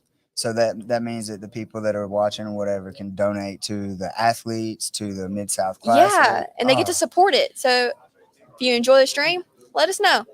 Yeah. Now, the last two matches in the right side of the bracket were Kevin Buring versus Chris Colsby. Kevin Buring went in there and got straight to Ashi, outside heel hook, probably the fastest match of the day. It was definitely the fastest match of the day. Steven's wanting to know if everyone out there is enjoying the show. You guys let us know, comment. Make sure you share with your Fire. friends. Go ahead and exit out and share with your friends. Right now, while we're in this little lull, as we're letting everybody get ready, battery changes, all that.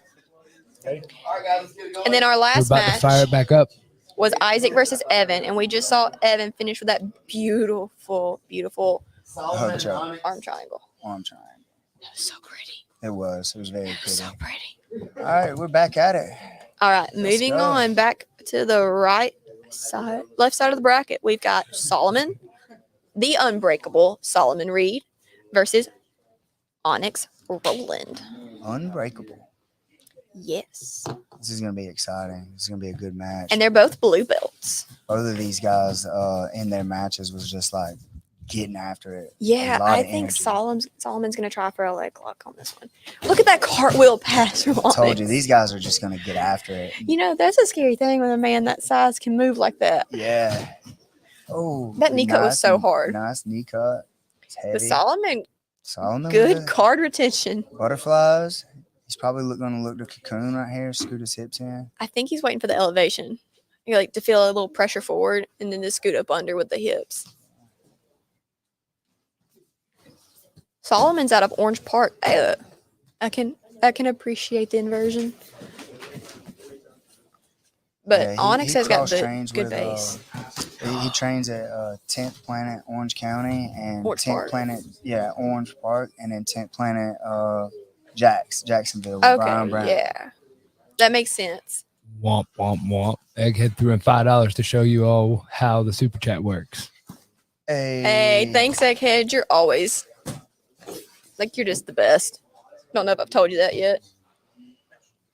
Yeah, he always likes to keep everyone informed and up to date. I like following him and like hearing his take on things. For sure. Now, see, Onyx is on top now, and from all the stuff that I've seen from him, he likes the armbar from judo side, from that scarf hold position, and then he likes Kimuras and Americanas.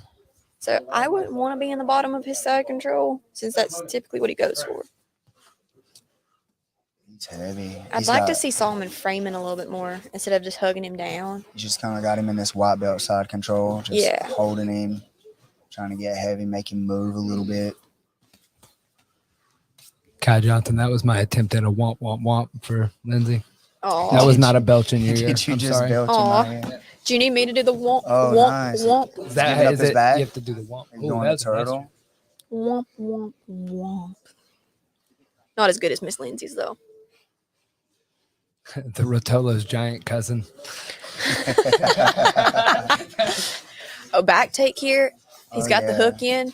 It's a good little like treetop. Yeah. I need his connection just a little bit better. He's going to that single leg. Is he going to twist into the arm triangle? I thought he was, but he decided to come back up. He did a good job of getting him off of his back and keeping him from like settling in, hips in. Now he's got to defend Back his to side turtle control. again. Right back to turtle. Maybe there's something he likes to do from turtle, or sometimes it's just better than being flat on your back. Sometimes. Yeah, especially carrying that weight. And sometimes he's reaching back. I wouldn't have done that. Yeah. So I see that and I'm like, no. yeah, my wrestling coach would be like, stop reaching back. Now look at Onyx. Onyx is going to work him on the wall. Oh, he's looking for a wizard, getting up. I thought I was about to see a suplex for a second. Oh, yeah, he tried to hip in. Oh, he got him up. Oh, he did a good job of stopping that and staying Yeah, on kept his his feet. base. He's looking for that Kimura. I don't know if that wall over there could have taken what was about to come. Oh! He was looking to strip the grips. Hello, and head just meet set it. wall. Oh, head meet wall. Very hard. All right, everybody, let's welcome Brandon back. As he He's standing here waiting on me to get out of the way. motions his way around. Staring at me. He's saying, "This is my chair. It's not your chair. It's my chair." Okay, so we got Onyx on top and Solomon on the bottom. I think he's gonna look for this Americana or Kimura if possible. Yeah. Give me a rundown on this match so far. I was in the back talking. Yeah, to the so guys. so far, Onyx has been playing on top, and then it's been going to this turtle from here and there. And they just had it. They both just stood up and were wrestling. And Onyx choked Solomon to the wall. That part I was gonna did get, see. yeah, I thought he Yeah. was gonna get slammed through the wall. Honestly, we might So- have met Pepper. Oh, Potts. looking for this Yeah, this rolling is in anaconda. He's been doing the back to the turtle. So Solomon's been escaping the back and the turtle in, and Onyx has been in the back in the same So position. it's been mostly a dominant ride for Onyx, yeah. Onyx. Looks good, man. He's looked good in both his matches so far. It seems. I agree. Solomon may be able to transition on top here. Yep. I think Onyx may look for the electric unders here. Yep. Onyx has got the electric unders, and I think he might have this. I don't know. I don't think so. I mean, he's got the position that he needs to make it happen, but Solomon, the unbreakable Solomon Reed, doing a fine job on top. He's working that vice grip. Look at there. And back up to their feet. That was a nice use of the half guard to turn it back into your wrestling game. So that was really nice work there by Onyx. I like the way that he played that half guard. Didn't look like he was going to be able to get underneath for the sweep, which of course means that he was open on the other side for the get up, changing it Good into a follow single. through. He just kept going and digging after it, and he got it. Hey, that's what the Elkins boys taught me. The first rule is you got to want it. You got to want it. It don't matter what your technique is. If you don't want it, You ain't gonna get it. It ain't coming. I like playing that little fiddler from here. If I can, I like to dig into their tricep a little bit just to aggravate. Scramble. Yeah, y'all might want to watch out on the wall. Those two guys coming at you. Let them go. It's time to see somebody die. It's the absolute division. I'm talking about, well, I mean, if you're a squish the audience, competitors. just get it. Squish the competitors. Take somebody out on the sideline. Right, kill two birds with one stone. We're on top. We want to stay on top.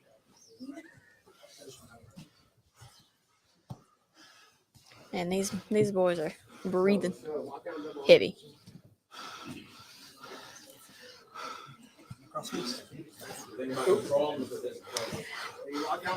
This is one of my favorite positions. Get out of the lockdown and then drive the shoulder into the face and either do heel toe up to pass or do the toesy pass while you're just driving your shoulder into their face. 3 minutes on the clock. 3 minutes left for these gentlemen.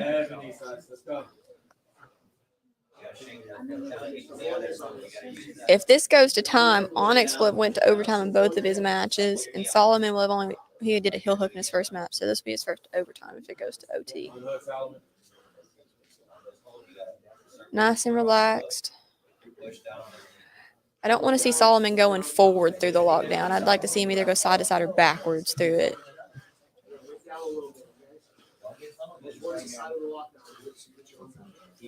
Two minutes, 30 seconds to go here in this second round matchup between the unbreakable Solomon Reed, Onyx Roland. It's been pretty tightly contested so far. The winner's going to go on to take the winner of. He shouldn't have stepped back for that honey hole.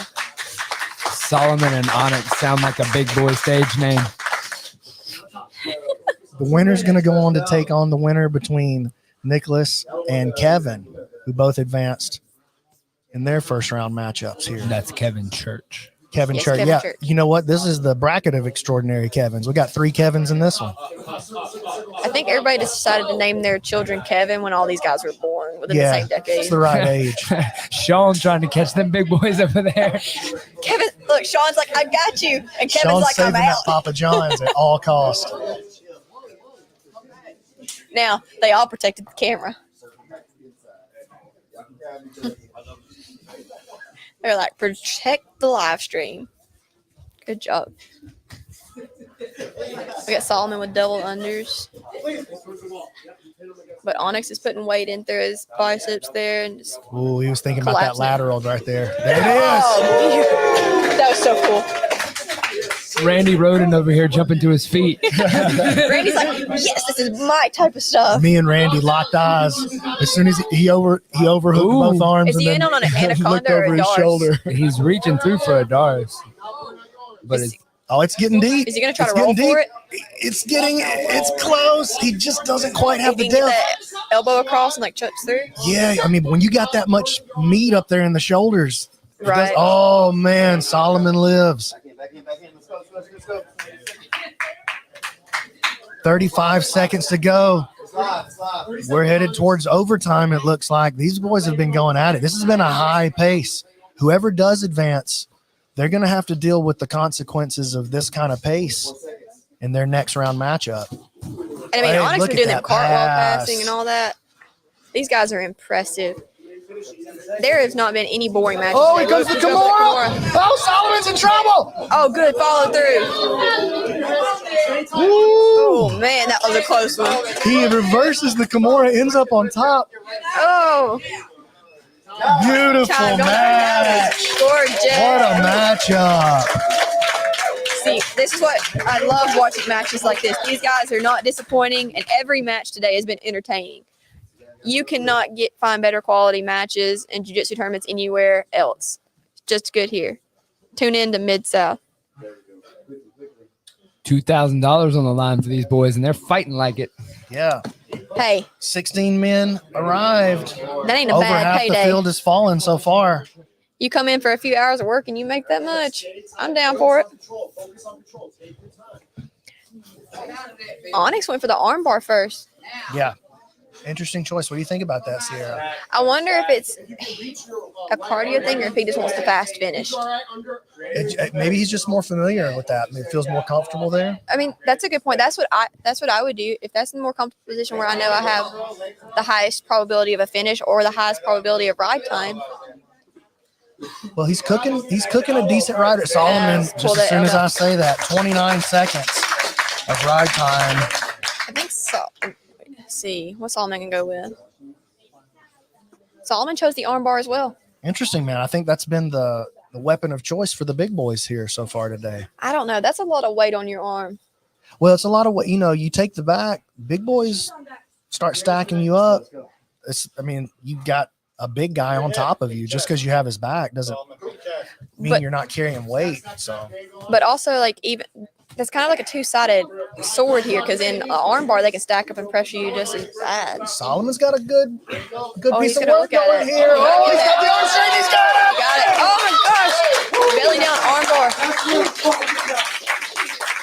The unbreakable Solomon Reed by arm lock in overtime. Nicely done.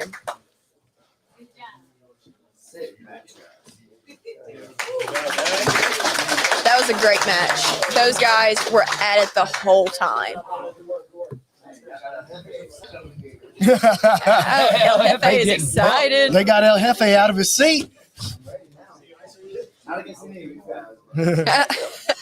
I'm ready, but not for you guys. I can level with that. Nick and Kevin Church. Oh, up next is Nicholas Creighton versus Kevin Church. Nicholas Creighton got the outside heel hook in his first match, and Kevin won via OT in his match. It's a big size difference here in these two guys. I think Nicholas is super comfortable in this guard. I'm not sure how it's going to go. Listen, I'm usually super comfortable in my guard until somebody like Kevin sits down on top of me. Imanari into honey hole, but that's a lot of pressure. Oh, this is an excellent leg lock position. Oh, he's going for the knee bar. bar. Can he pass it over to heel hook? I mean, he's definitely got the position that he needs to try to make something happen here. He's cooking.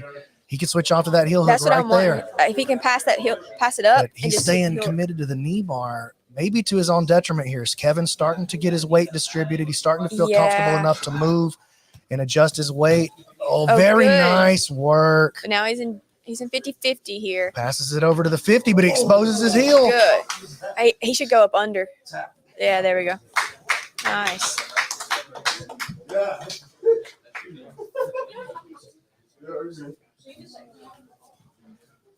Inside heel hook for. Did he get a pop out of that thing? Did I hear a big I think pop that was there? a pop. That's what it sounded like to me. Man, I hope he's okay. Nicholas is showing out. Yeah, inside heel. Quick. Good transitions. And great off balances. Just waiting for Kevin to overcommit his weight. All right, listen, I got to slide out of here again. Oh, man, you going again on me? Yeah, so hopefully y'all don't see me again. Who's my Hopefully I'll buddy? have one of my boys in the final here. Oh, yeah, you got 2 in the quarterfinals. Yeah, so this might be the last time y'all see me. Welcome back to the stream. We got Jimmy. Y'all better go see Musgrove Trial Firm, though. I know that. That's definitely sure. You can go see Musgrove or call the Musgrove Trial Firm and just talk to Buddy. Yeah, give him a call. See what he's got to say. 678-226-1994. Call Buddy. Y'all, I would give it up in the super chat. Those guys just put out. Welcome to the stream, Jimmy. Oh, this is going to be a back in my little spot. match. This is going to be a fun match. So this is going to be Kevin Sherrill versus Chris Presler. Kevin won via the baby twister, and then Chris won via north-south. The most handsome man in the room. The handsome Kevin Sherrill. I forgot with handsome. Caveman South Dakota Chris. Caveman South Dakota Chris? Is It's that what I'm Caveman saying? Chris or South Dakota Chris? That was a beautiful. I can say Caveman Chris a little faster than I can South Dakota Chris. So we got Caveman Chris and handsome Kevin Sherrill. He would have stepped with that inside Beautiful. leg. Oh, he almost had that He tried to get it. It was nice that time. He tried to hit it just then. Yeah, you can tell he's a D1 wrestler for sure. He's looking for those arm drags. I mean, but Chris recognizes it. And he's doing a good job either moving with it or defending it, which is speaks to him working with it. Actually looked like he was trying to re-drag the D1 wrestler. He was. Chris actually has, I don't know what belt he is, but he has a lot of experience in judo. Nice. You know, that doesn't surprise me, actually. I can see that. Judo and some other traditional martial arts. I'm not quite sure. Man, I don't. They're gonna start him back down in half. It's more like kind of like a butter half. Yeah. But he has that unstable, go into that knee cut that he likes. But Chris is good at wrestling up from here. He may. Oh, beautiful transition. So from here, Kevin typically goes for a Kimura. Yeah, that's what he was digging for just a second ago. He's sitting in the north-south. It looks like But he's Chris gonna is try to, comfortable. He's not going to freak out or anything. yeah, it looks like he's going to He's try to got cook him a the little bottom bit. arm isolated, doesn't he? Can't tell from this angle. Yeah, he's got the bottom arm isolated with his knee. He's going to finish that Kimura, I think. Yeah. Nice. Top mount Kimura. He loves that top mount Kimura setup. That's what I said he would look for earlier. He got the baby twister instead. But that was a good matchup. That was a very good matchup. The handsome Kevin Sherrill wins via Kimura. Makes everyone else in the room feel mediocre. Did he do his hair for this one too? He did his hair for the PGF Insider the other day. Wait, he did his hair? It looks like it just gets messed up, doesn't it? Or does he just like so good it doesn't get moved? His hair just goes right back to where it was. It knows he needs to stay in that look, that vibe. Okay, So- next up is Kevin Buring versus Evan Stapler. Kevin had the fastest match so far with the outside heel hook.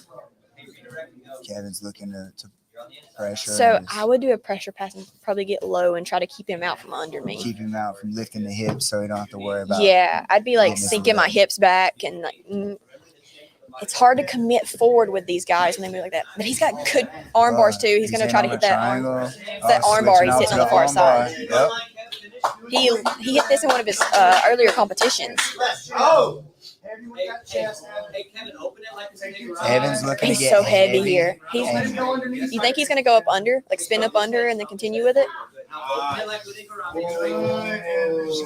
he's going to look to just pressure and then just I think he's going to look to spin or transition when he gives an opening from Kevin's position. From Evan's position, I'm just like sitting there until I know I can get my elbow out freely. so you can bump your elbow out. Yeah. Kevin, There it is. Evan's good about posture here. He's good about keeping his chest up. There it But is. Buring's going to invert to the triangle here. He swaps to the other side arm. And he's going to swap to the triangle. Look at that. That is amazing.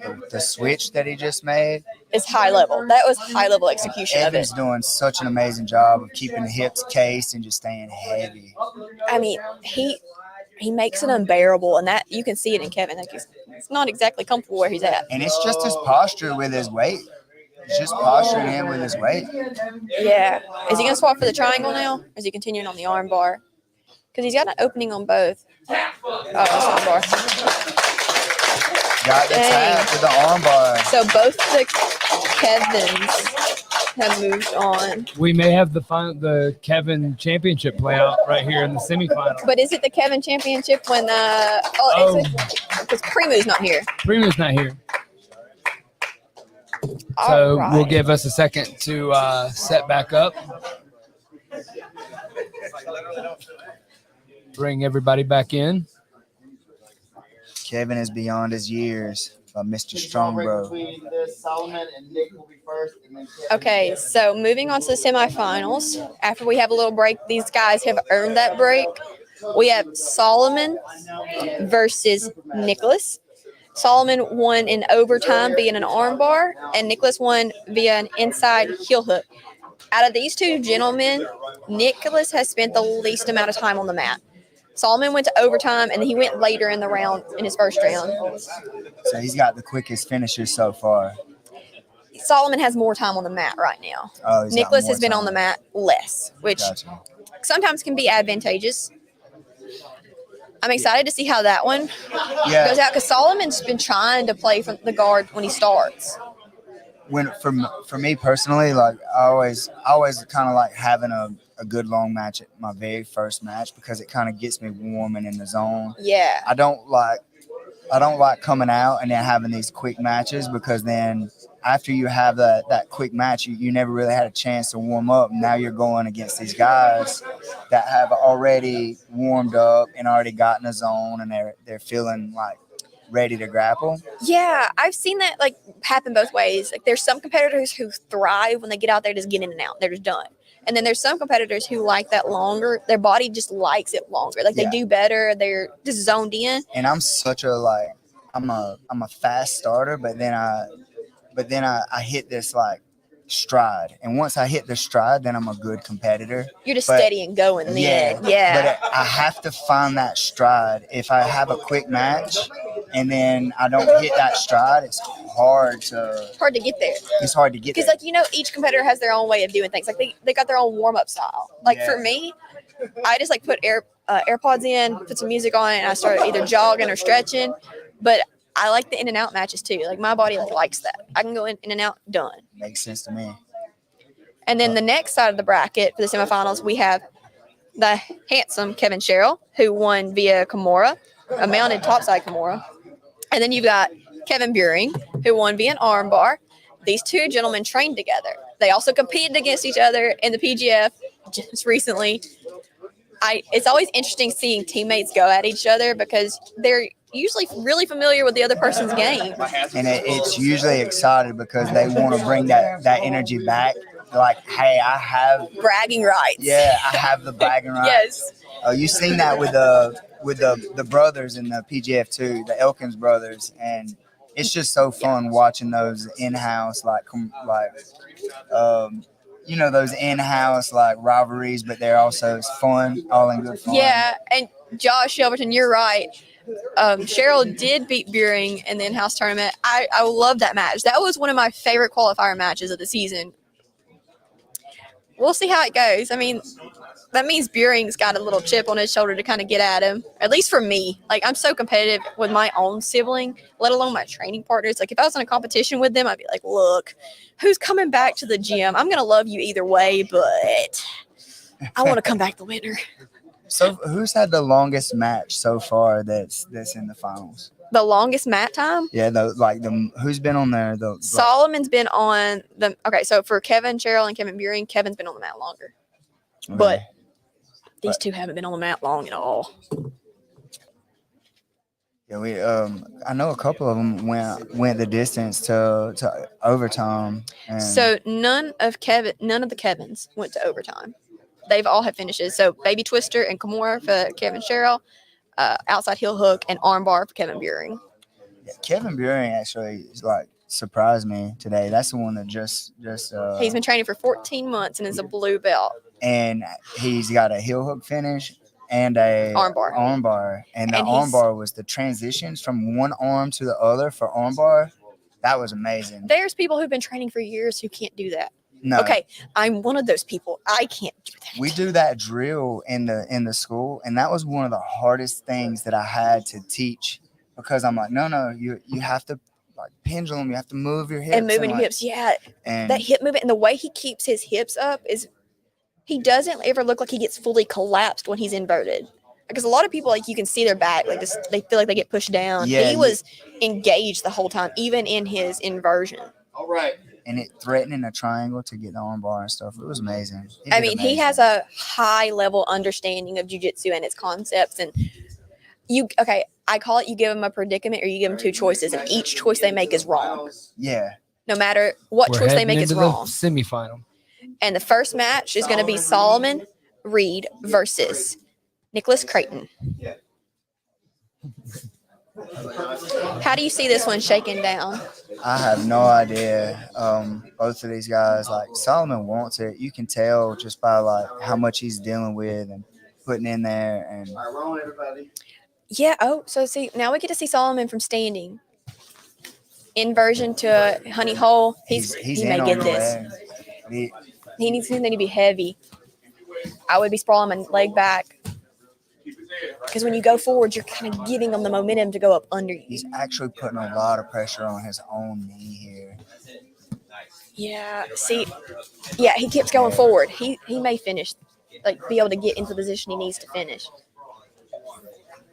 Like, I would be sprawling back. I would be taking my weight back and trying to pin my knee down just a little bit. Yeah, instead of driving all that, like Because when you're going forward, you're- especially like Sean's guys too, and the way he's moving, it gives you the inversion, or it lets you straighten it out. It lets you kind of manipulate the leg. If you make your knee light or you make your leg light, that's when it gets moved. and that's when Like you just can, right yeah, here. you can lift them up and get in on the attacks. And And he's still in honey hole, so he's in a stronger position. Solomon is the bigger grappler here, so You know what? Knees break all the same no matter how big you are. yeah, it's Sort of. Sort of. There are some guys out there that got some thick old legs. You know what?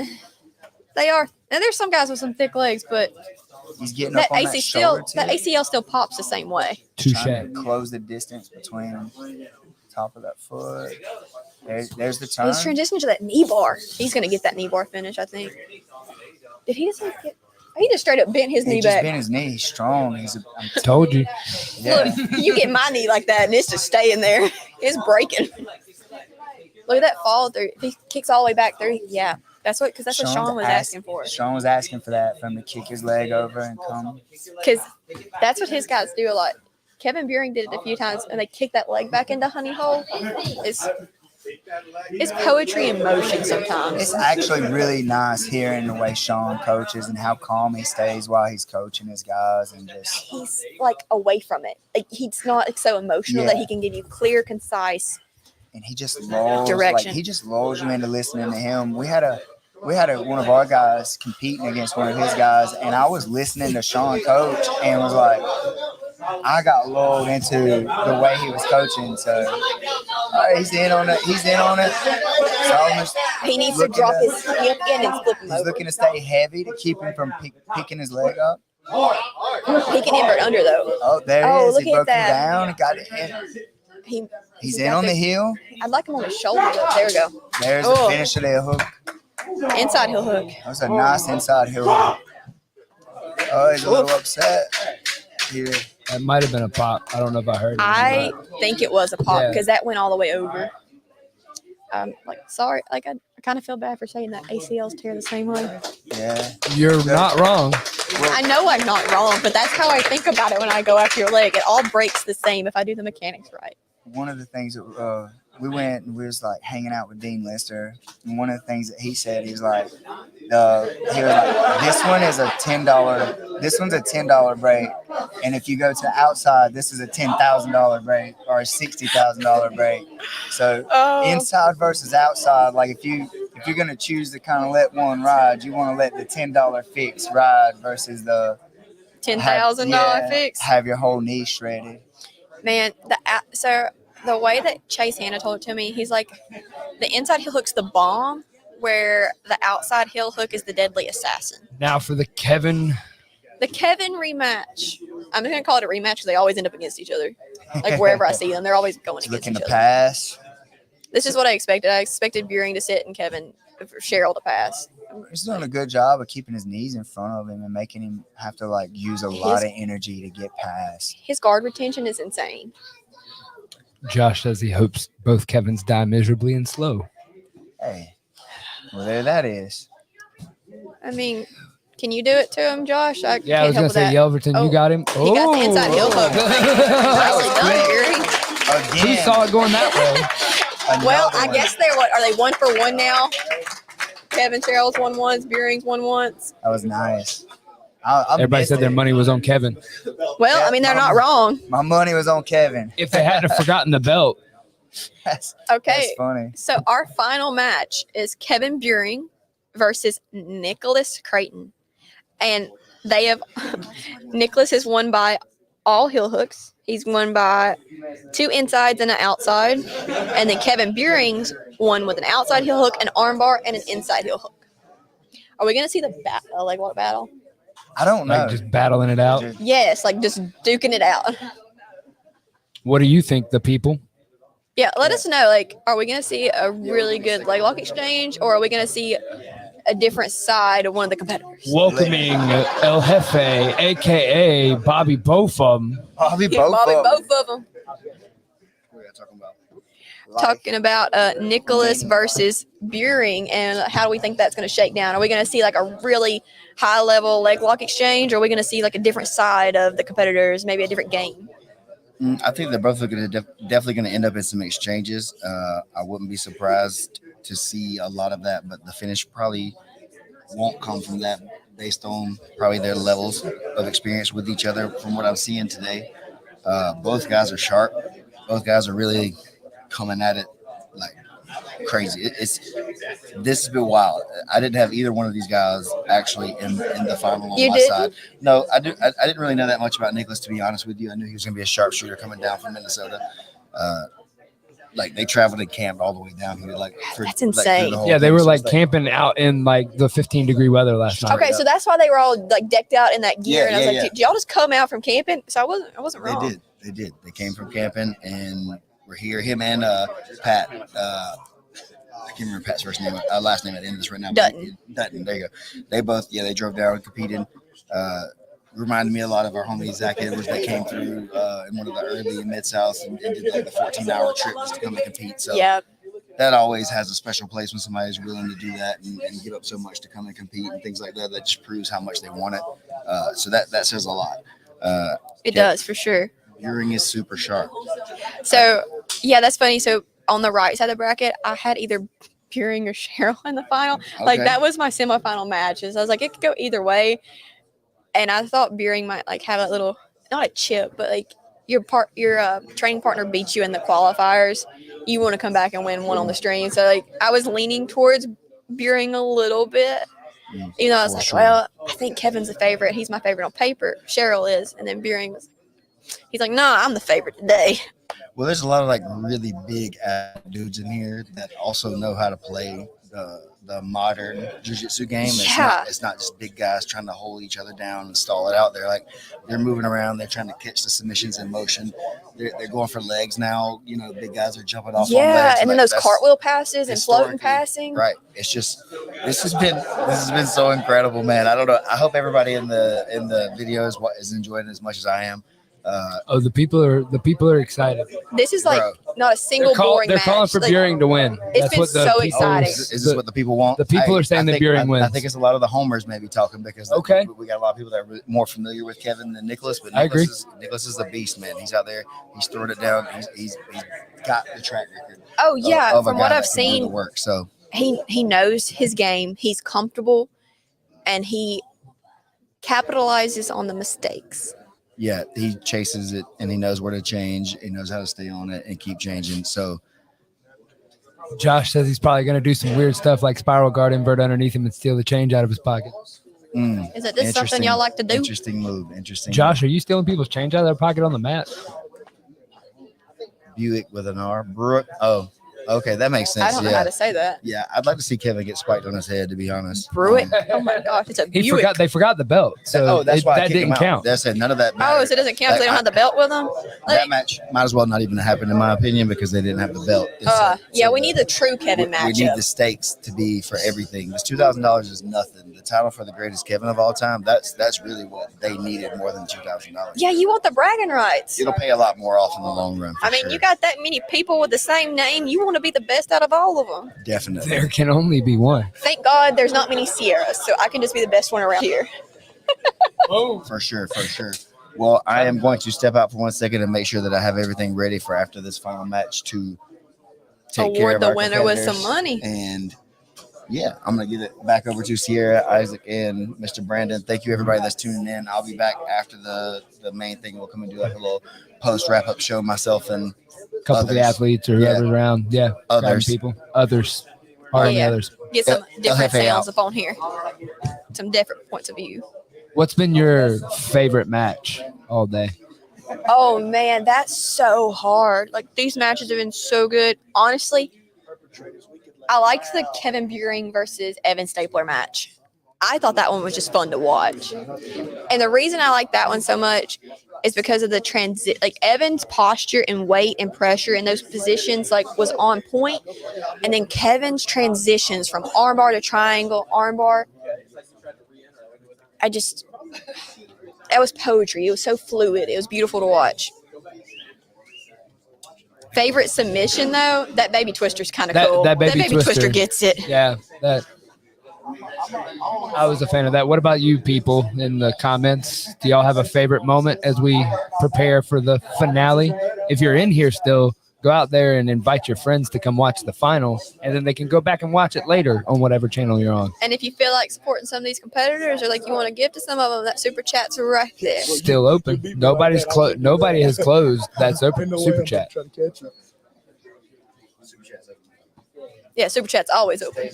Stays open. Hey, we need it. All right. Yeah.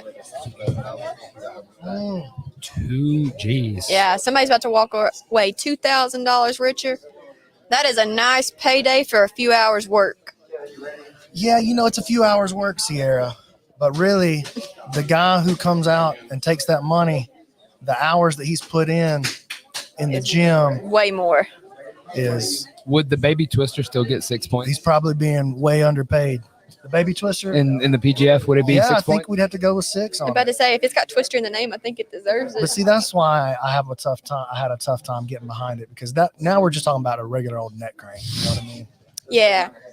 Oh, they both sit. This is what I was wondering, if I'd see them both sit. Man, we saw some really great leg locking so far from both of these guys.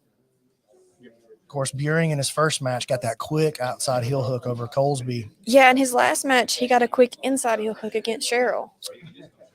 Oh, see, I didn't realize this was the final. I just This is the walked final. out, and so we had 2 quick taps then in the semis. Yeah, we're in the finale. Oh, This is the Jesus. finals match. I'm an idiot. Man, I'm an idiot. So he outside heel hook? No, he inside heel hook Buring. And then Sherrill. how did Creighton advance? Inside heel hook against So he's got 3 Solomon. heel hooks then. Yes, Sound like so- they're both all 3 quick. So Kevin Buring has 2, an inside and an outside. And then Nicholas has 2 insides and an outside heel hook. And then Buring got that Look. arm lock. Oh, Nicholas Yes. looking good on the legs. Yes. Oh, he's got that outside heel. Oh, he may get tough that. entanglement. Oh, he Oh, got Nicholas it. Creighton with an Oh, wow. outside heel hook to win. Dude, what a big win. That was insane. He drove Creighton's got the money. He drove all the way from Minnesota and just won. 4 subs too, man. All Is that the heel most hooks. dominant performance we've seen at the Mid-South so far? Aside from Chase Hanna. Yeah. Yeah. Hey. Wow. That was Nicholas insane. Creighton. He came out here, spent the least amount of time on the mat.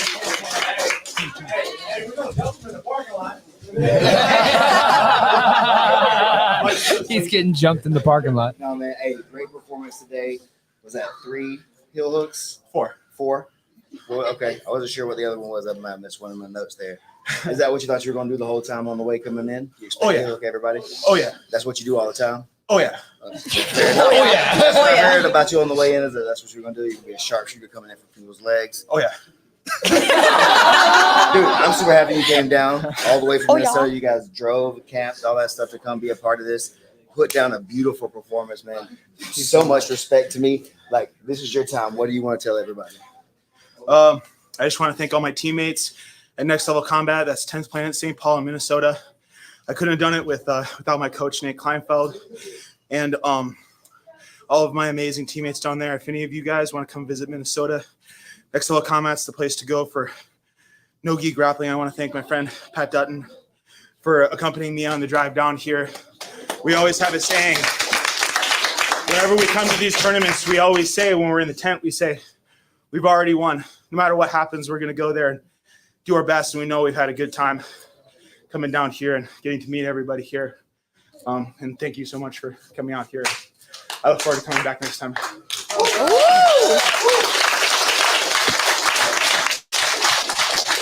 I want him to look at the camera and say, "Oh yeah," one more time. I need him to say it. Oh, I yeah. need it. Oh yeah.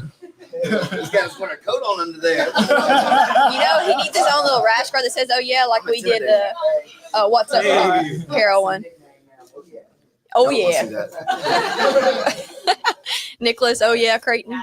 Nicholas, oh yeah, great. Well, all right. People, Guys, that's it. That The was Mid-South Classic has come to a close. that was an exciting tournament. That is one of the best tournaments I've got to watch. Man, I can't believe I literally stepped outside for maybe like 7 minutes to talk to my two competitors and just kind of with Chris and Evan and just kind of go over review the matches with them. And I come back in and there's been 2 submissions in the semifinals. So I didn't even realize we were on to the final yet. So I know the semifinals went super fast, and then the final went fast. Those guys were out there to get in and out and get their job done. yeah, I dig that. I do too. That's the style I like. Kevin Buring over there icing his ankle. You hate to see that. I think he's okay. I think he's all right. He walked off the mat without any assistance. But, man, how impressive is Creighton on the leg lock game? Insanely impressive. Like, he understood where he was at, and he capitalized on everything. And he, like Stephen was talking to him, he did exactly what he came to do. He knew what it was going to look like before he got here. He meditated on it, spent time with it, knew exactly the paths that he was going to be taking, exactly the strategy that was going to bring victory and put $2,000 in his pocket. And that's what happened. He came out here to the Mid-South Classic, to the Absolute, and is he the smallest guy in the bracket weight-wise? He's got to be close. He's going to be close. It's going to be between him and Buring, I would say. Like, those two are on the tiny side compared to the rest of the gentlemen. So, really, at least one of the smallest guys in the bracket comes out here into the Absolute. And wins it. And goes home 4 subs, all quick, a pretty easy day's work for the champ. Yeah, I mean, he made quick work of just about, I mean, I hate to say it, he made quick work of everybody he was with. He did. And the thing is, like, when you come in with the mindset, I've already won, and you have that mental, you're just ready. Your mind's ready. And I'll tell you something else, Stephen Aiken. I'll tell you something else. He got out here and did quick work. He's probably got enough time to stop in at Parkway Automotive Sales, check out a nice used vehicle for himself. If he does, distinct possibility. If he does, he just got to head out to 4800 Russell. That's where they're at. Slide on into Parkway Automotive Sales. Head out and get yourself a new car. On the way over there, he could call and chat with Buddy. Yeah, just in case anything wild happens. Even if nothing wild happens, you just want to see what Buddy's got going on. Say hi. Just give him a call. Buddy. Number scrolling across the bottom of your screen right there. 678-226-1994. 1994. That was a good year. What happened in 1994? If you like Pearl Jam, Stone Temple Pilots, 1994, that's the year for you. That was 4 years before I was born. All right. Well, that's it. I'm going to go kill myself. And it's nice talking to you guys. Stephen, want to come here and talk? Yeah, let me bring the commish in right here. Commish, you want to sit down and talk to me for just a second? You got 5 to spend. Let's jump in here. Yep, I'm going to head out here, guys, and give it over to the commish. We're going to bring in El Jefe right here.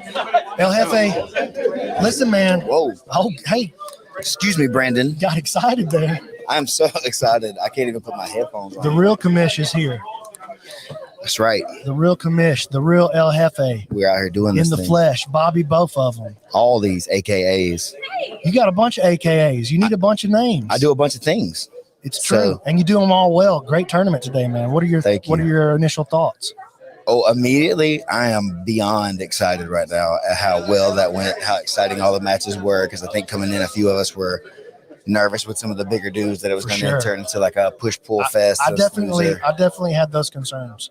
Quick hot take: this was 10 times better than the Who's Number One card the other night. Yeah, I don't even think that's a hot take. I think that's just like that's fact. Standard issue take. Just regular that's straight facts. out of the box take. So, yeah. Hey, thanks, Riley. I appreciate it, brother. Riley, nice to see you. But yeah, dude, just such a high level of guys coming through, blues and purple belts. I think maybe one guy was a white belt. I'm not sure, but I think everybody was at least a blue belt that was in here. 300 pounds down to, I think, about 165, 170 is our lower weighted guys. Wyatt, Montgomery, Kevin Buring. I think those are probably the smallest weighted guys. And then to see Nick Creighton, who's also probably one of the smaller ones, and Buring be in the final Yeah, super fascinating, man. You know, with that's just heavyweights. it's a testament to the power and the strength of technique. Power and strength are great. They matter. I want that. They I matter want a power. lot. I want size. I want strength. I want speed. But good is stronger than strong. That's what I tell my guys all the time. Like, good is stronger than strong, and good is harder to get than strong. Good Hey, is, see you guys. It's harder to acquire skill than it is to acquire strength. Anybody jump in there and acquire strength with a little time, for sure. little guidance. But it takes a real disciplined and dedicated martial artist There's to come out here and do what those guys did today. exactly that's the point I was about to try to make, is like the level of commitment that it takes to step out here and do that. And belief in self. Right. To make the trip down here from wherever. Nobody here is from Perry. None of the guys are my guys. There was not a single person this is their home team that they came and competed. So it wasn't like that. Everybody drove.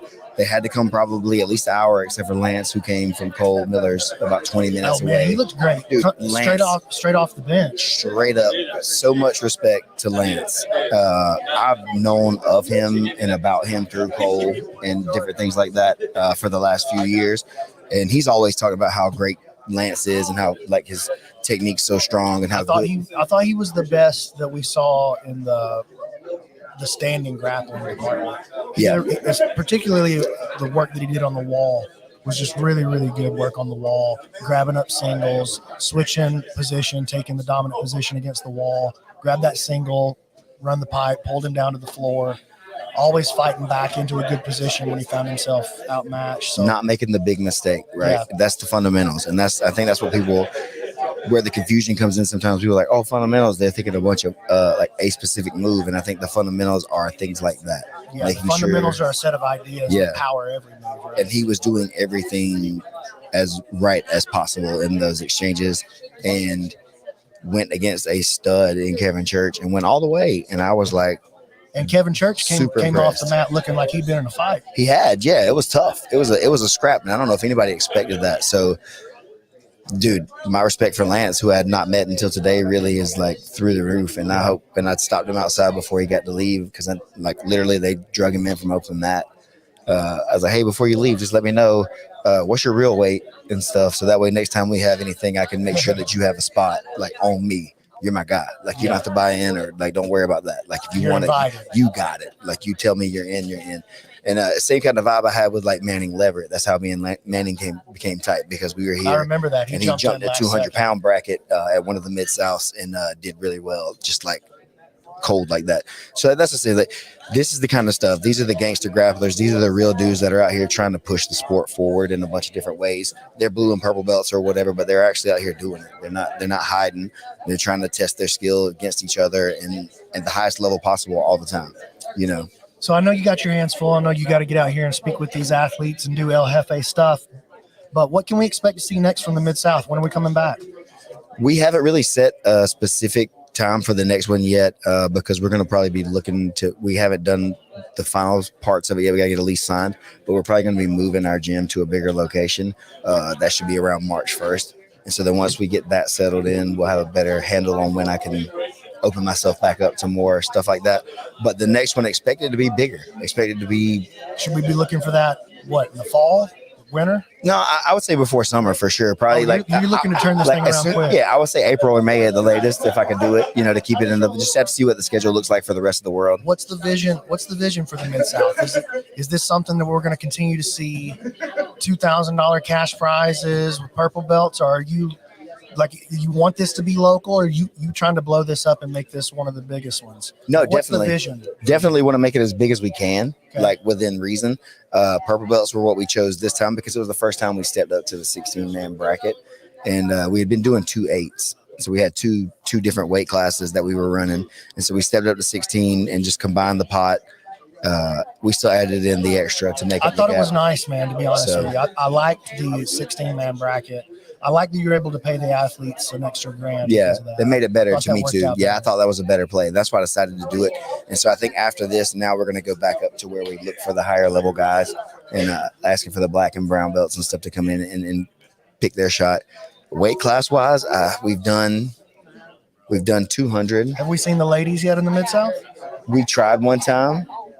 And yes, we did. Actually, Sierra competed right, that one Sierra time, and Anna Kadaj won that one. I think it's how you say her last name, from Atlanta. I know you're talking about. And Sierra was in that one. Kara Blackburn and Elizabeth Allen. We had like we ran a 4-person because we didn't have we couldn't fill it up with 8. It's so the ladies scene, like we want to see it grow. There's a lot of talent in the ladies scene, but the number of female grapplers in the South is a lot smaller. The talent pool is smaller, even though the talent level is just as high. And listen, this is not a flex in any kind of way other than the fact that it's the truth. For all those tournaments, we're putting in extra money to make sure the tournament's up to $1,000 for 8. So the 2,400 of that comes out of our budget. Nobody gives us that at all. Like, we have to take it from sponsors or find out how to get it some other way. And then when that ladies bracket happened that way, I still put in the extra money again to make sure that they were made whole for their efforts, even though they didn't quite fill it all the way out. So again, the super chat, I don't even know how it did. I don't really care. All that stuff's going to go to the different athletes and the different things that it took to make the show go. So we appreciate the fans, anybody that's watching it, that supports us. Like, that's one of the big driving forces behind it too. Like, otherwise I would just do it in here. I don't care. Like, the first idea I had was October or so of 2020, in the middle of the pandemic. Boogie came over. We did a seminar, our first seminar at school, and you were here for that. And like, just having so many higher level guys in the room, I was like, oh man, I miss this so much. I miss it so much, man. I hate being in charge every day of being the head of everything. Yeah, who ministers to the ministry. Right. You know? And so like, I was like, how can I get this vibe going close to me here where I don't have it? Like, it doesn't exist here. It doesn't exist, And so the only way I could think of was just to do it, to make it myself. And so we were going to just run it here in-house, no stream, I didn't care. I was like, if anybody shows up, we're going to put the money down and we're going to roll, and I'm going to watch it. I'll referee it. I'll keep the time and pay them out. And thank you for coming. Thank you. Yeah, I love this stuff. Thank you for letting me entertain myself. Here's some money. Well, Stephen, I know that you got to get back to work, but we all the staff here, myself, Sierra, and I know I speak for all the people in the chat. You had a great audience in the chat. Nice awesome numbers. I know I speak for everybody when I say thank you for what you're doing for jiu-jitsu in the South. It's been a pleasure having you back over here after your stint in California with all those guys. We're thankful for the time you spent there, but we're thankful to have you back and out here doing what you do for the local scene, man. So much appreciated. Go BL Hefe. No, thank you so much, Brandon. And dude, coming out here and having you on the commentary, to me personally, it meant like a huge level up in what we were doing overall. Until I missed the whole semifinal. Dude, see, I missed that you missed it. So that's how excited it was about it all. Like, but honestly, like, we got to plug in some different people to try some different things like that. Like, Jimmy's one of my good guys. He's a brown belt under me and stuff like that. So let him come in here and roll the whole thing and see what happens. That's how we do it. That's what we're doing too. It's like, it's not just about that. It's a community vibe. We're trying to help all of our people find excellence in whatever they're doing, and if they like to touch it, we want to give them the opportunity to do that. You know what I mean? Speaking of the touch himself. All right, I want to step out and stuff, so I'll let you guys get it going. You want to talk for a second or not? Yeah, sure. Sure, cool. All right, we're going to get off to Sean and Brandon. The Sean Applegate show. This is liable to make the show go long right here. We with that. Bro. Hold on a second. Steven got a little head. I'm surprised by that. It actually threw me off a little bit.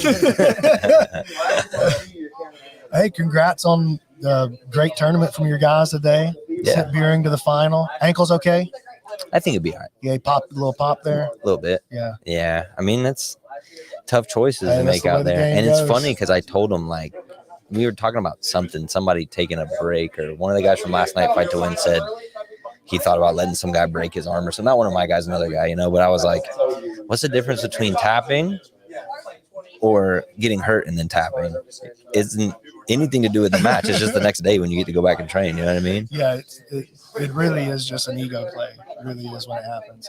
Yeah. But sometimes you get snuck up on. That does happen. That's not generally the way it goes. Generally, there's plenty of time, and you let it happen to you. But, I mean, Kevin looked like he fought it off pretty well. He had his legs straightened out there. There was a good bite, of course. The bite was really tight. Nicholas looked great all day. Just really professional leg locking skills.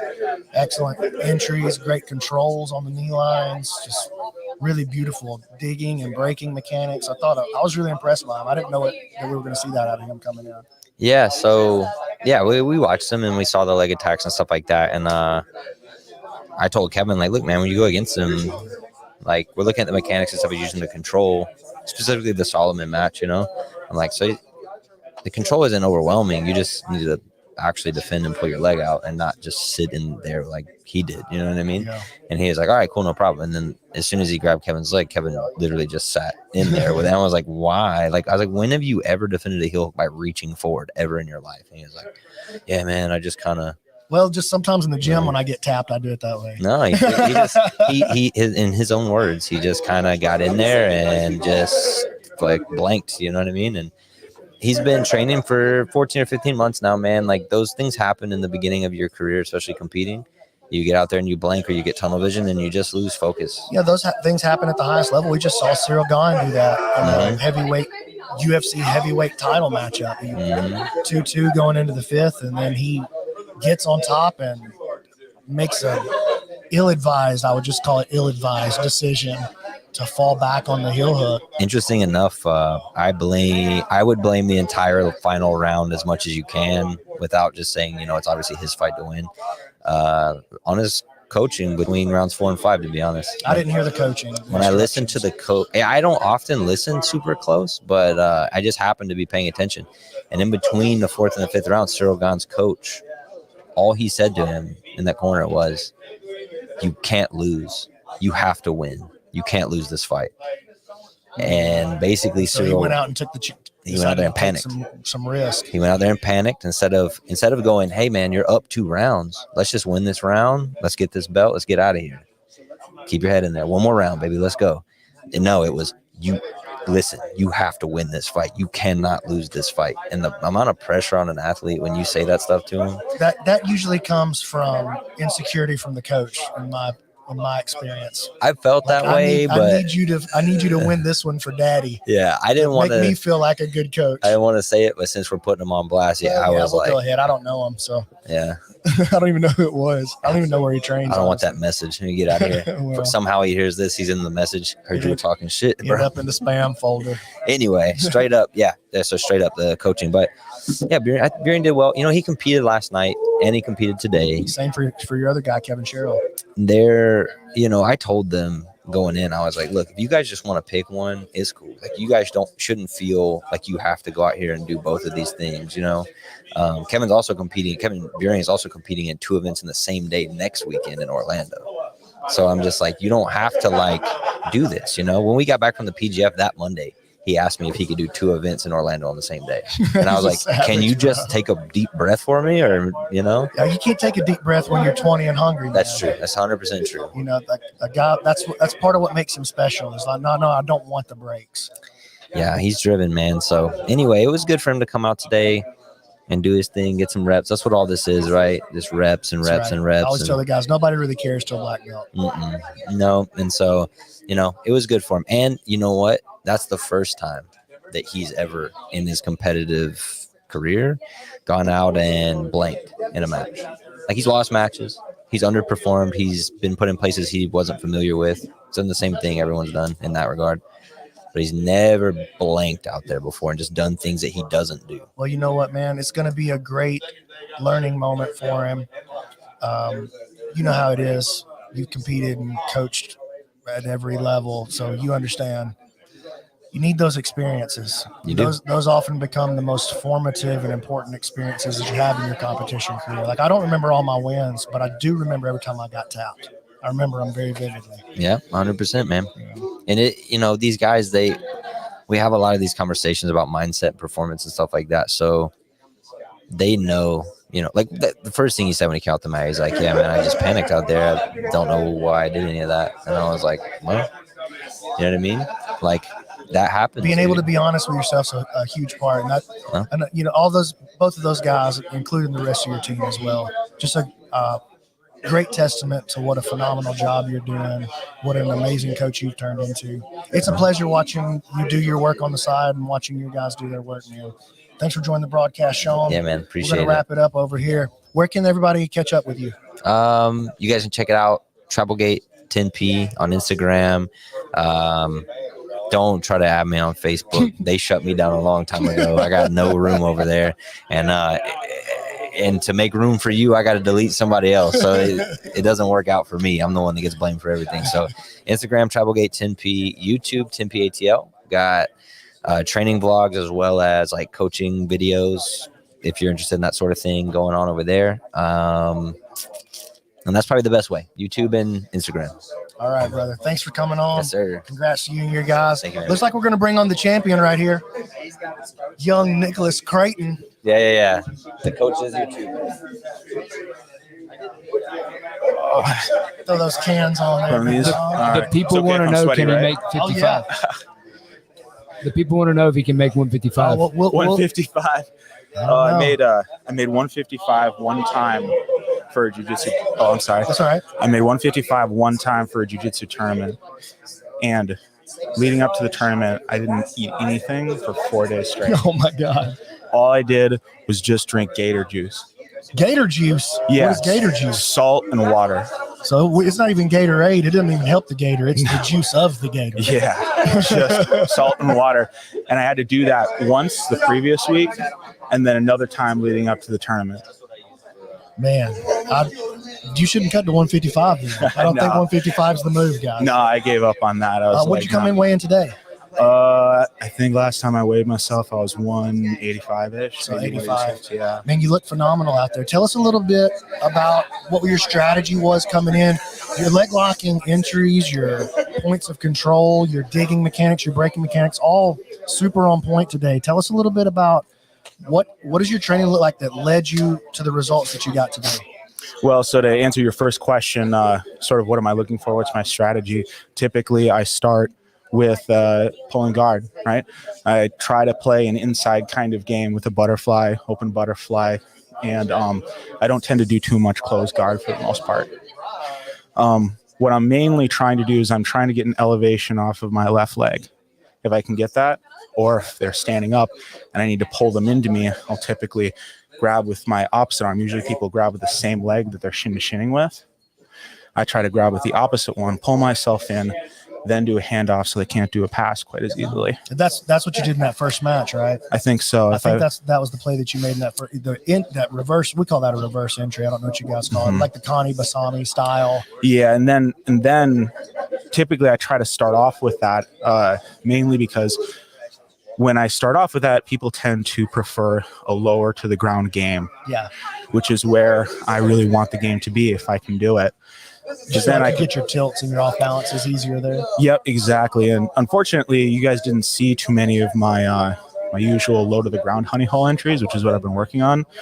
But I ended up doing a lot of that Kiss of the Dragon stuff, a lot of those inversions, grabbing into that honey hole, reversing the reversing it, back out the other way, roofing it. Yep, and I really think that the sort of the highlight for me was actually against I believe it was my third opponent. Was that Kevin?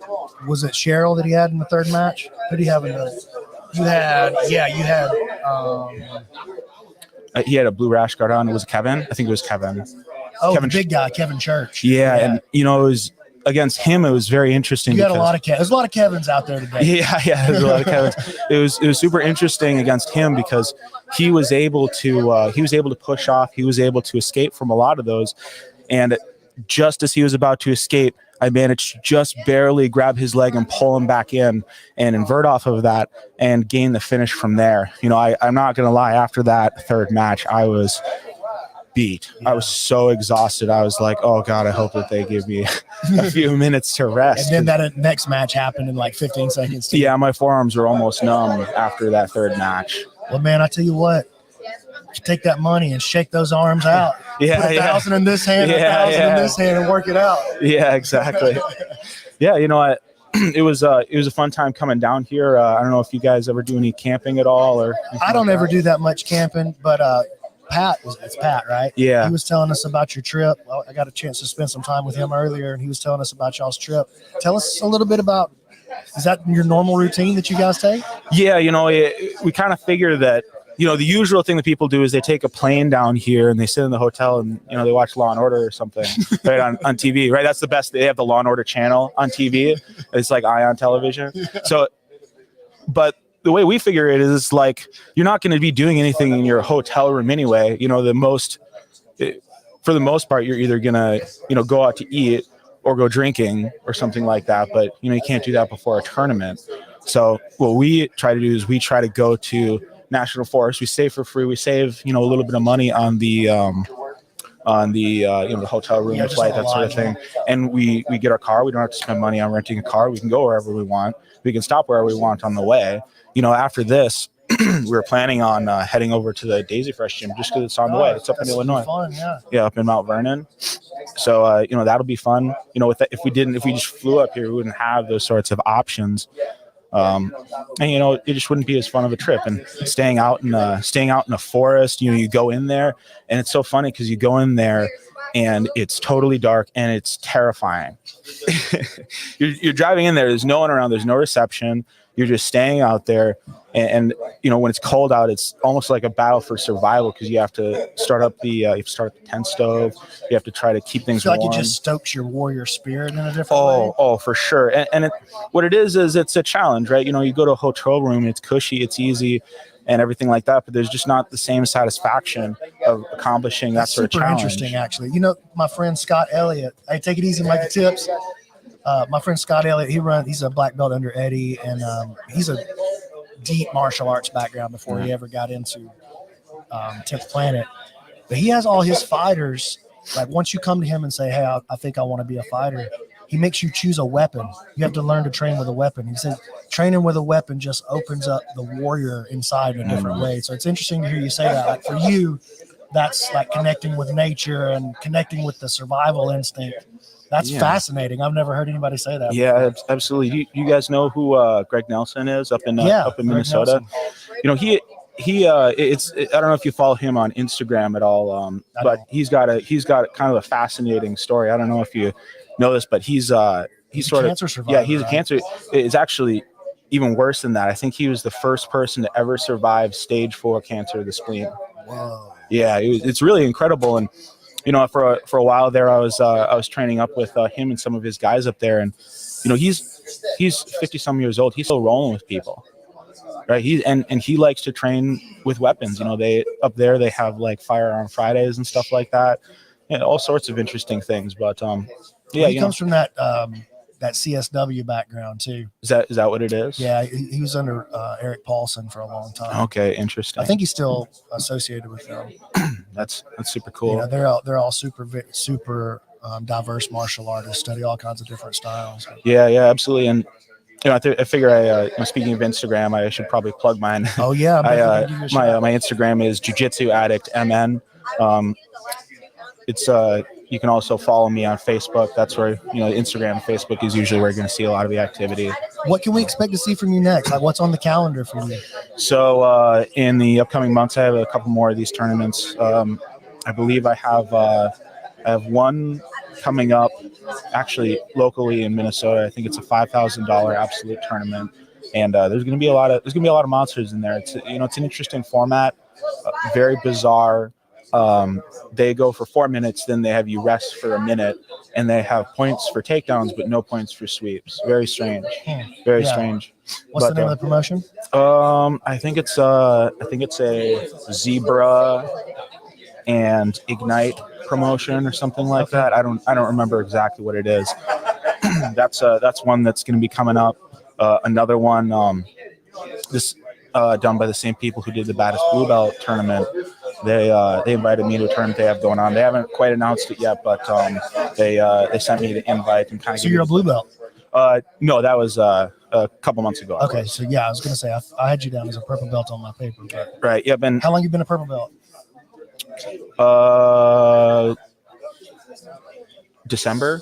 No. A little bit after I got back from Worlds. Okay, so pretty fresh though. Yeah, just after Worlds, I actually got 3rd place in Adult Worlds, and just after that, I came back and my Nate Kleinfeld gave me my purple belt, which awesome. Congratulations. Yeah. Well, obviously, well deserved. Listen, man, I can't wait to see you. I'd love to see you. I know you're 185 right now, but I would love to see you in that EBI qualifier. Yeah, coming up. I believe that's Make that one trip to Cancun with us if you win that thing. Is that 170? 170 pounds. Yeah. That's one of the things that I was thinking about doing, but I sent him a message. I haven't really gotten much of a response. Hopefully, you're not going to get it from Eddie. You need to message. We'll talk after this. I'll tell you how to get in. To get in there. Yep. I think is it the EBI official one? No. You know what? I'm talking about the 10th Planet qualifier specifically. You're talking about the EBI Open qualifier.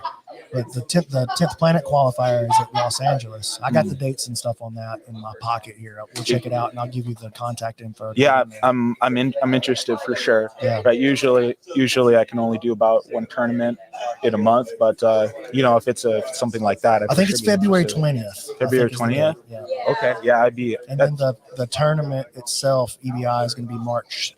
The weekend of March 12th. It might be the 13th. Right. So that whatever that weekend is. Right. Yep. Well, listen, man, I'd love to see you over there. It was a pleasure to watch you do your thing today. Thank you. I appreciate it. Listen, come back down here and defend your title next time. Yeah, let me know. I'm interested in coming back for sure. This has been a fun trip, and it was obviously a great tournament, and I look forward to defending my title. All right, great job, man. Thank you. Nicholas Creighton, the absolute champion, joining us on the broadcast. Isaac? Yep. I believe that's it. I think that's everything. I believe that's everything. Big shout out to Musgrove Trial Firm, Parkway Automotive Sales, El Jefe. Yeah. Bobby, both of them. Bobby, a.k.a. Bobby, both of them. Stephen Aiken. Everybody subscribe to the channels. Big shout out to Papa John's for not coming over here and yelling at us during the tournament. And a big shout out. The production team doesn't get love. But big shout out to Isaac for playing the producer role today. Conscious Keelan on the camera. Sierra, great work. You? I was phenomenal. The best part was how great you were. Yeah, the best part was when I totally missed the semifinal because I was outside talking to I almost missed it, and I was running the stream. Dude, it went so quick. Guys, thanks so much for joining us. Great to have you. We really appreciate you supporting the jiu-jitsu community here in the Southeast. This is what we need. We need your viewership. We need your support. We can really grow this thing into something special by continuing to work together and support one another. Thanks for joining us for the Mid-South Classic.